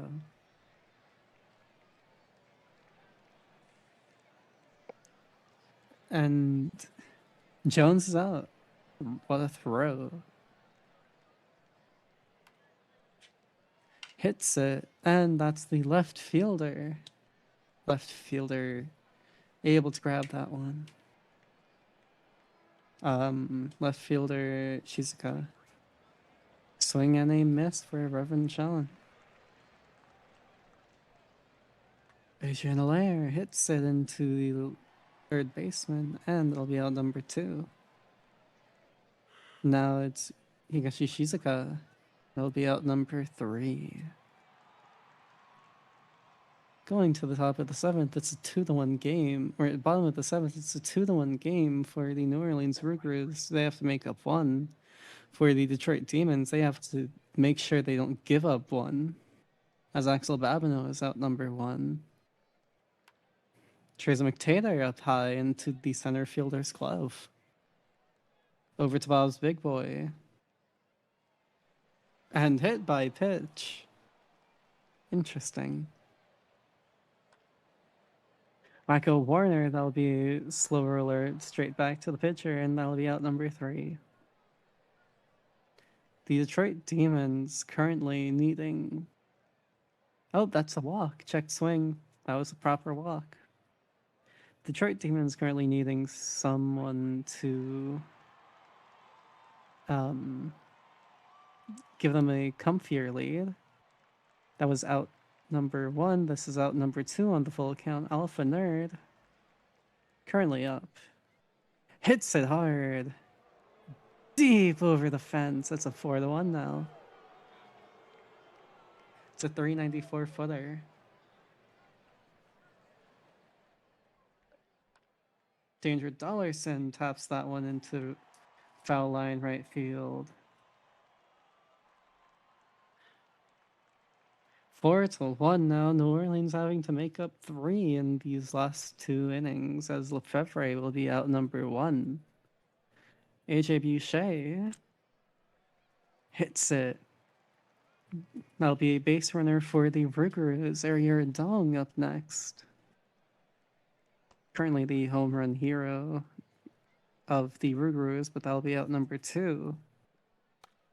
Curtis Jones. Curtis blows that advantage? I don't know, I'm sorry. I tried to think of something funny. Sidney Johnson hits that into center field. Lefebvre able to make the catch. Revan Sean. That'll be strike number 3 and out number 2. Next up, Adrian Allaire hits it high, high, high into the glove of the third baseman. Out number 3. All they have to do is make up 3 runs and 3 outs. 2 outs as Taylor McCheesy is out number 1. Axel Babineau here. Swing and a miss there. It'll be Teresa McTaylor possibly representing the final out. Hits that. Slow rollers to third, and that'll be the final out of the game. The Detroit Demons on a 2-run homer take the win.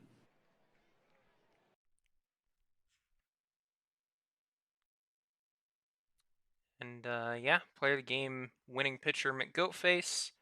9 strikeouts through 7 to third, just allowing that one solo home run. Belfour picking up the save. Lily Dallas multi-pitch, a quality start, striking out 11, just allowing those 3 runs though. Let's go ahead and do the last box scores for the day. And do you want to do the performances of the day? Those are the performances of the day. Speeding Fly in a 7-6 loss versus Toronto, 3 for 3, getting a double, 2 home runs, 2 walks, and 3 RBIs. Wow. 4 for 4 for Ganja Smoke on the Pathfinders, as that's the other performance of the day to call out for double home run, 3 runs, and 3 RBIs. And Krabby Pebbles, the Providence Crabs starter, 8 innings pitched, 3 hits, 2 walks, and 13 strikeouts versus San Antonio in the 2-0 against in the 2-0. Wow.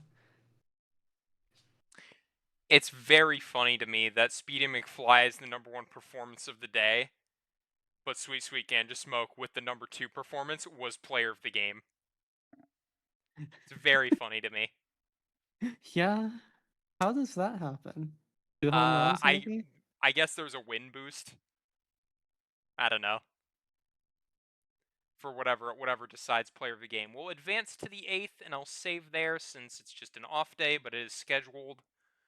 I'll go over the standings one more time. Once again, the Legends is pretty much all locked up. We're just waiting to see what happens with the wild card seeding. The higher seed plays the Sloths, while the lower seed has to go and face the 70-plus win Providence Crabs. Meanwhile, in the Champions, the Stars and Toros both now fully clinched their divisions. The Stars with 5 to play look like they'll be the 1 seed, but not 100% guaranteed just yet, as we have 6 to play. Then in the wild card, the Demons were eliminated today. The Space Rangers and Scorpions very close to that line, but if things really go their way on Saturday, they could possibly challenge for it against either the Rougarous or Apex. Mhm. Down in the minors, where a lot of these very interesting ones will happen, the Dillos were officially eliminated, unfortunately, but everybody else is still in it. The teams with 58 or more wins have officially punched their ticket to the playoffs. The Bears, the Swift Steeds, the Lemurs, and the Firehawks. The Hepcats at 57 wins have a magic number of 1. They're almost guaranteed to make it in. And then the battle for that last spot. Mingos hold a 1-game advantage right now, but close on their heels are the Kingpins and the Wheelers. So Interestingly, the Kingpin and Wheelers were at 49-49 when we last checked, and now they're 51-51. yeah, very, very tight. And the Flamingos, that 4-game win streak, have really put themselves in a great position for Saturday. Yep. If it ended today, it'd be Bears and Swifties getting those first round buys, but six to play and five teams within 2 games of each other. Really, anything could happen there. Another fun one to watch. Samuel Sheeping on a 17-game hitting streak, so yeah, just maybe keep an eye on that. Could hit 20 next stream. But yeah, go ahead and save and start the upload.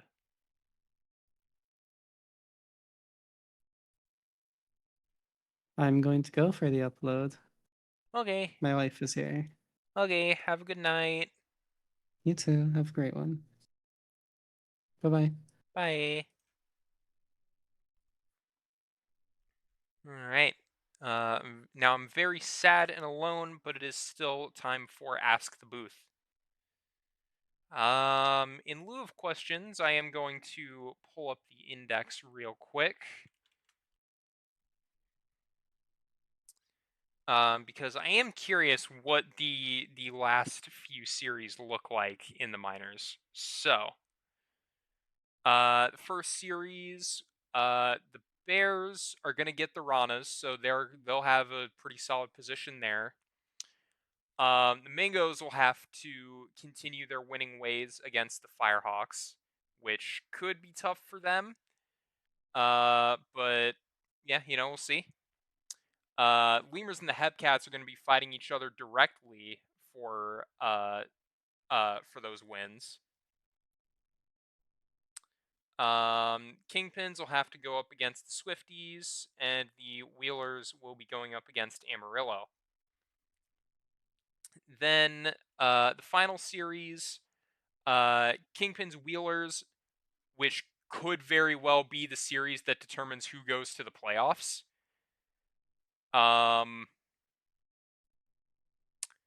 But then the Flamingos do get the Dillos after playing against the Firehawks, so the Flamingos could find themselves in a solid position. Hepcats also get to play the Ranas, so they could very well be in the box seat for the bye there. Swifties Lemurs will be a tough one. Bears Firehawks will be a tough one. So yeah, a lot of ways this can go. It's going to be a fun one, and really, I think that's going to be the main focus since uh, a lot of the other playoff races are just decided at this point. Really, I guess seeing clinches and eliminations from the Champions Conference. I doubt the seeding battle for the Legends is going to be a big point of coverage, even though it's the same situation as last year where uh you're gonna have the two wild cards trying to beat each other for the right to play the sloths who are again it's the way the divisional format works. Sometimes you'll just wind up with a weak division, and it's kind of the same thing that happened last year is happening this year. The West isn't quite as strong as the East, but so if you get that 3 seed, you'll have a lot easier time advancing through. Um, but the Voyagers in the past have kind of been the Crabs' kryptonite in the playoffs. So who knows? Maybe they'd be perfectly fine with that 4 seed.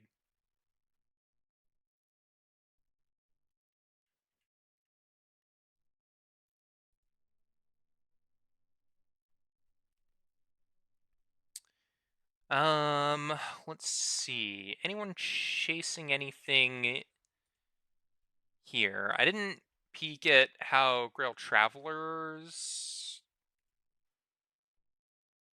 I didn't peek at how Grail Travelers sim was. I don't know if he's suddenly tracking very well for either like the hits or the batting average record. Um, let's see.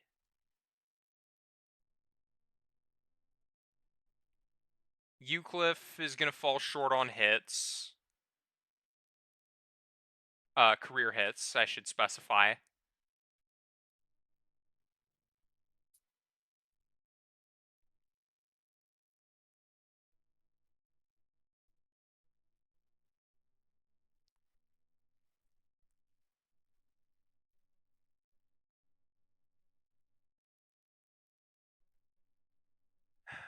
Um,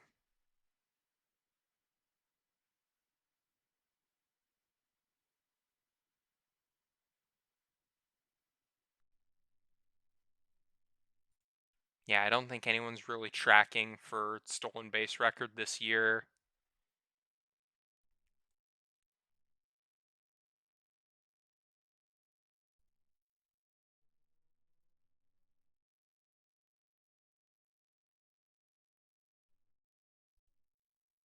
You know what? Here's a question I'll pose if anyone's listening in chat. What season do you consider what's like the earliest season you consider for the modern PBE? Because we qualify a lot of records like, oh, that's a modern record. Usually when we're referring to one that's like, was set way in the past by like an S1 player, was like when the PBE was in like the teens, maybe even the 20s. But it is S63. Records I consider from like S35 are going to be 30 seasons old in a couple seasons. So, what would you consider the modern PBE? I guess if I had to give my own definition, um, I guess I would go with S25 would be what I consider modern PBE because by that point, uh, we're playing 108 games. We have the Legends and Champions conferences. The league is at that point the same structure with the same franchises we have today. Even if it's, in OOTP 21, we've gone through 23 and now into 26. I guess that's what I would consider modern PBE. Should try and split it up into eras, though. 60 plus years of PBE baseball. We can definitely split that up into specific eras. Definitely split by game. Um, and then before that, even splitting it by sort of like early days and then like expansions, and then like into like difference between like the 100 and 108 game eras. What upset do I see happening? Ooh.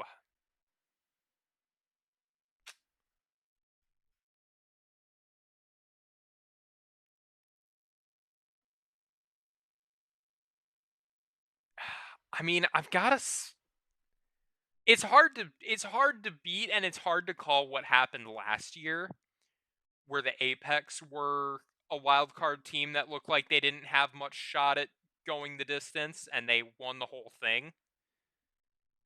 Um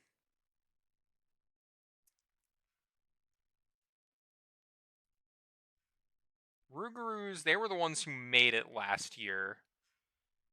Um it's tough to pick them though.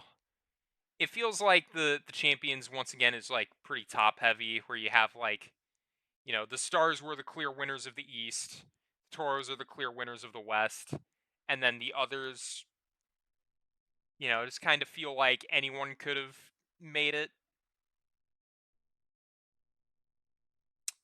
You know what? I'm going to say the Rougarous. I'm going to say they wind up getting the 3 seed. Don't know. I'll say they get the 4 seed. Uh, and then they're going to shock everyone and ruin everyone's predictions by beating the Stars. That I'm gonna lock it in. That's my upset prediction. Alternatively, the Sloths shock everyone and beat one of the wildcard teams in the Legends.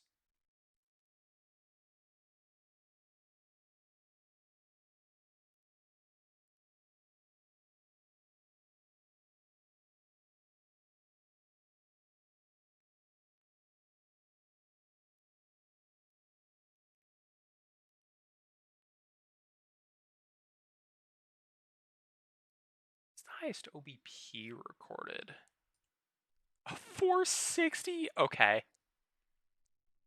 Yeah, that would technically make San Antonio's the modern record. Or would you consider modern a rolling definition, like within the last 20 seasons? Because that 20 seasons pretty handily covers like almost like 2 careers worth.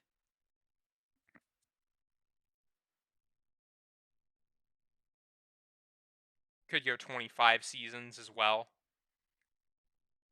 Because if you use my definition, then San Antonio's S25 OBP record would be considered the modern record of like a 457 OBP, which is crazy. But if you use like a more uh like rolling definition, then that would go to Sobert Randberg, who had a 445 in S40.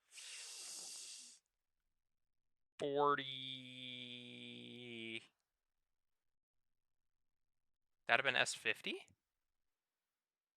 61, 45, 46, 47, 40, 49. Yeah, in S50. So 13 seasons ago.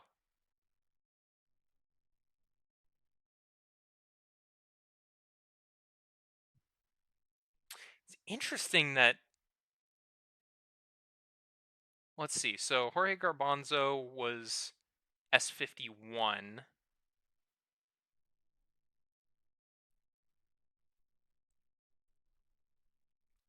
Southworth put one above 430 in S52.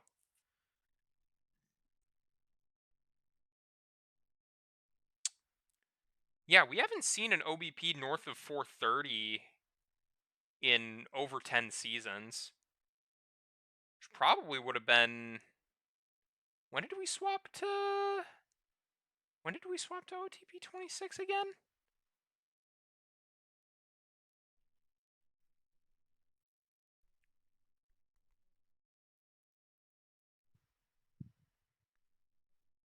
Cuz I'm betting that was around the time the I rating died,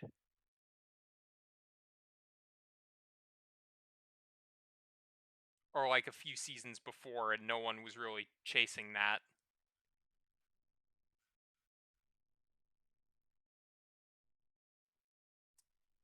Hey MJ, congrats on the money.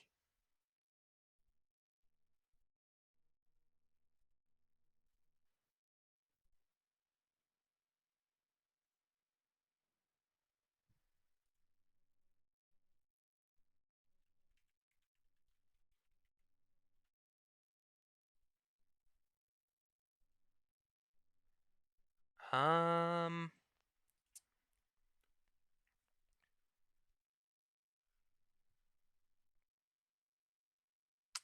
I'm curious. What's the single season strikeouts record?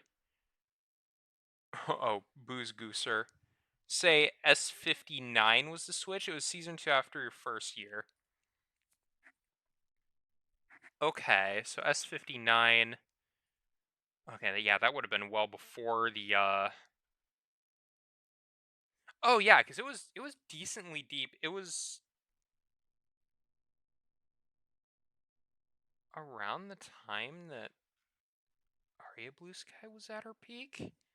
It must have been around that time, like the late 50s.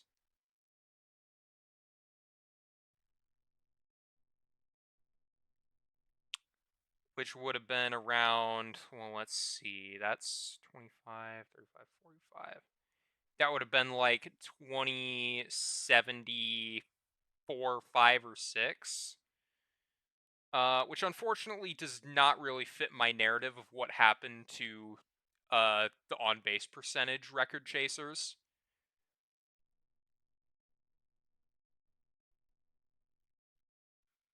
Unless it was earlier than we think.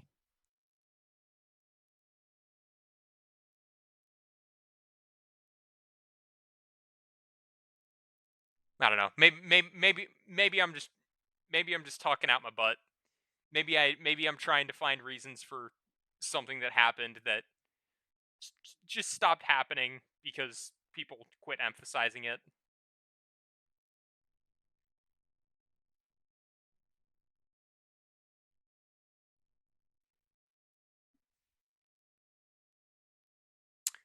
You know what? You know what? You know I might be curious about. I might be curious to see how each of these counting stat records, like single season counting stats, like hits, home runs, stolen bases, what would those look like over a full like 162 game season? Like if it were in real life, how many would they be? Like for example, Julian O'Sullivan's 48 home runs, 48 over uh no, it'd be times 3 over 2 because we play 108 games. That's exactly 2/3 of what the MLB plays. So that's really 72 home runs, which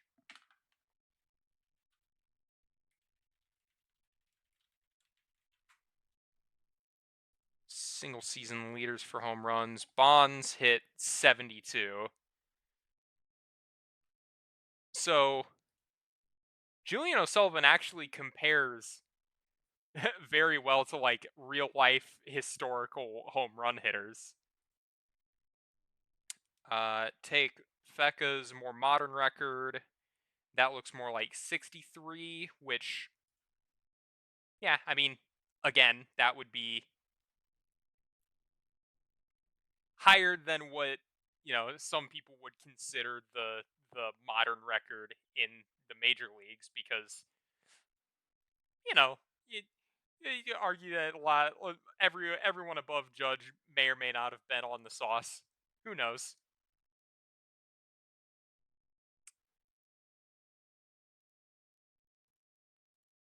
Sosa might not have been. I don't know. McGuire and Bonds definitely were though. When they were hitting those home run numbers. Um, in short, yes, I'm arguing for PEDs to be allowed in the PBE. This is it's an old argument, but I think it's still one worth fighting.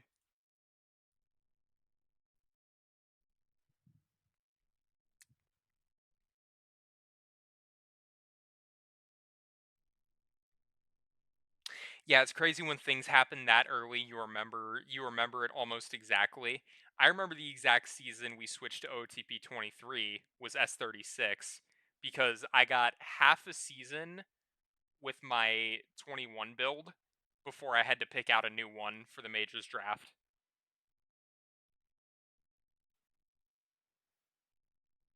And that was a specific question a lot of teams were asking the draftees like, "Oh,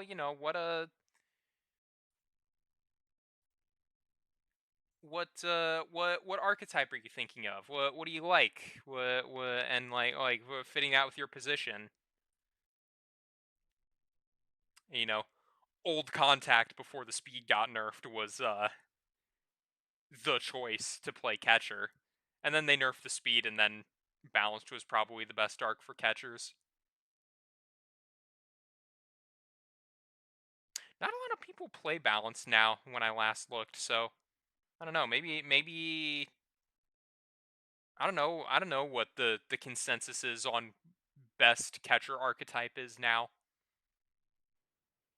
Ideally there is none, which, that would be great, but I'm not 100% sure if that's true. Anyway, I think I've waffled on long enough, filled the silence. The index is up, so I will post that.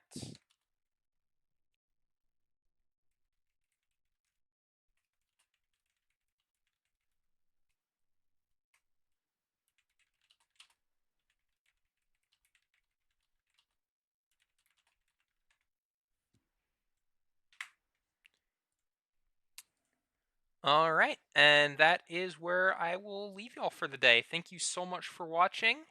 Hope y'all enjoy playoff race on Saturday. And yeah, have a good rest of your Thursday. Bye.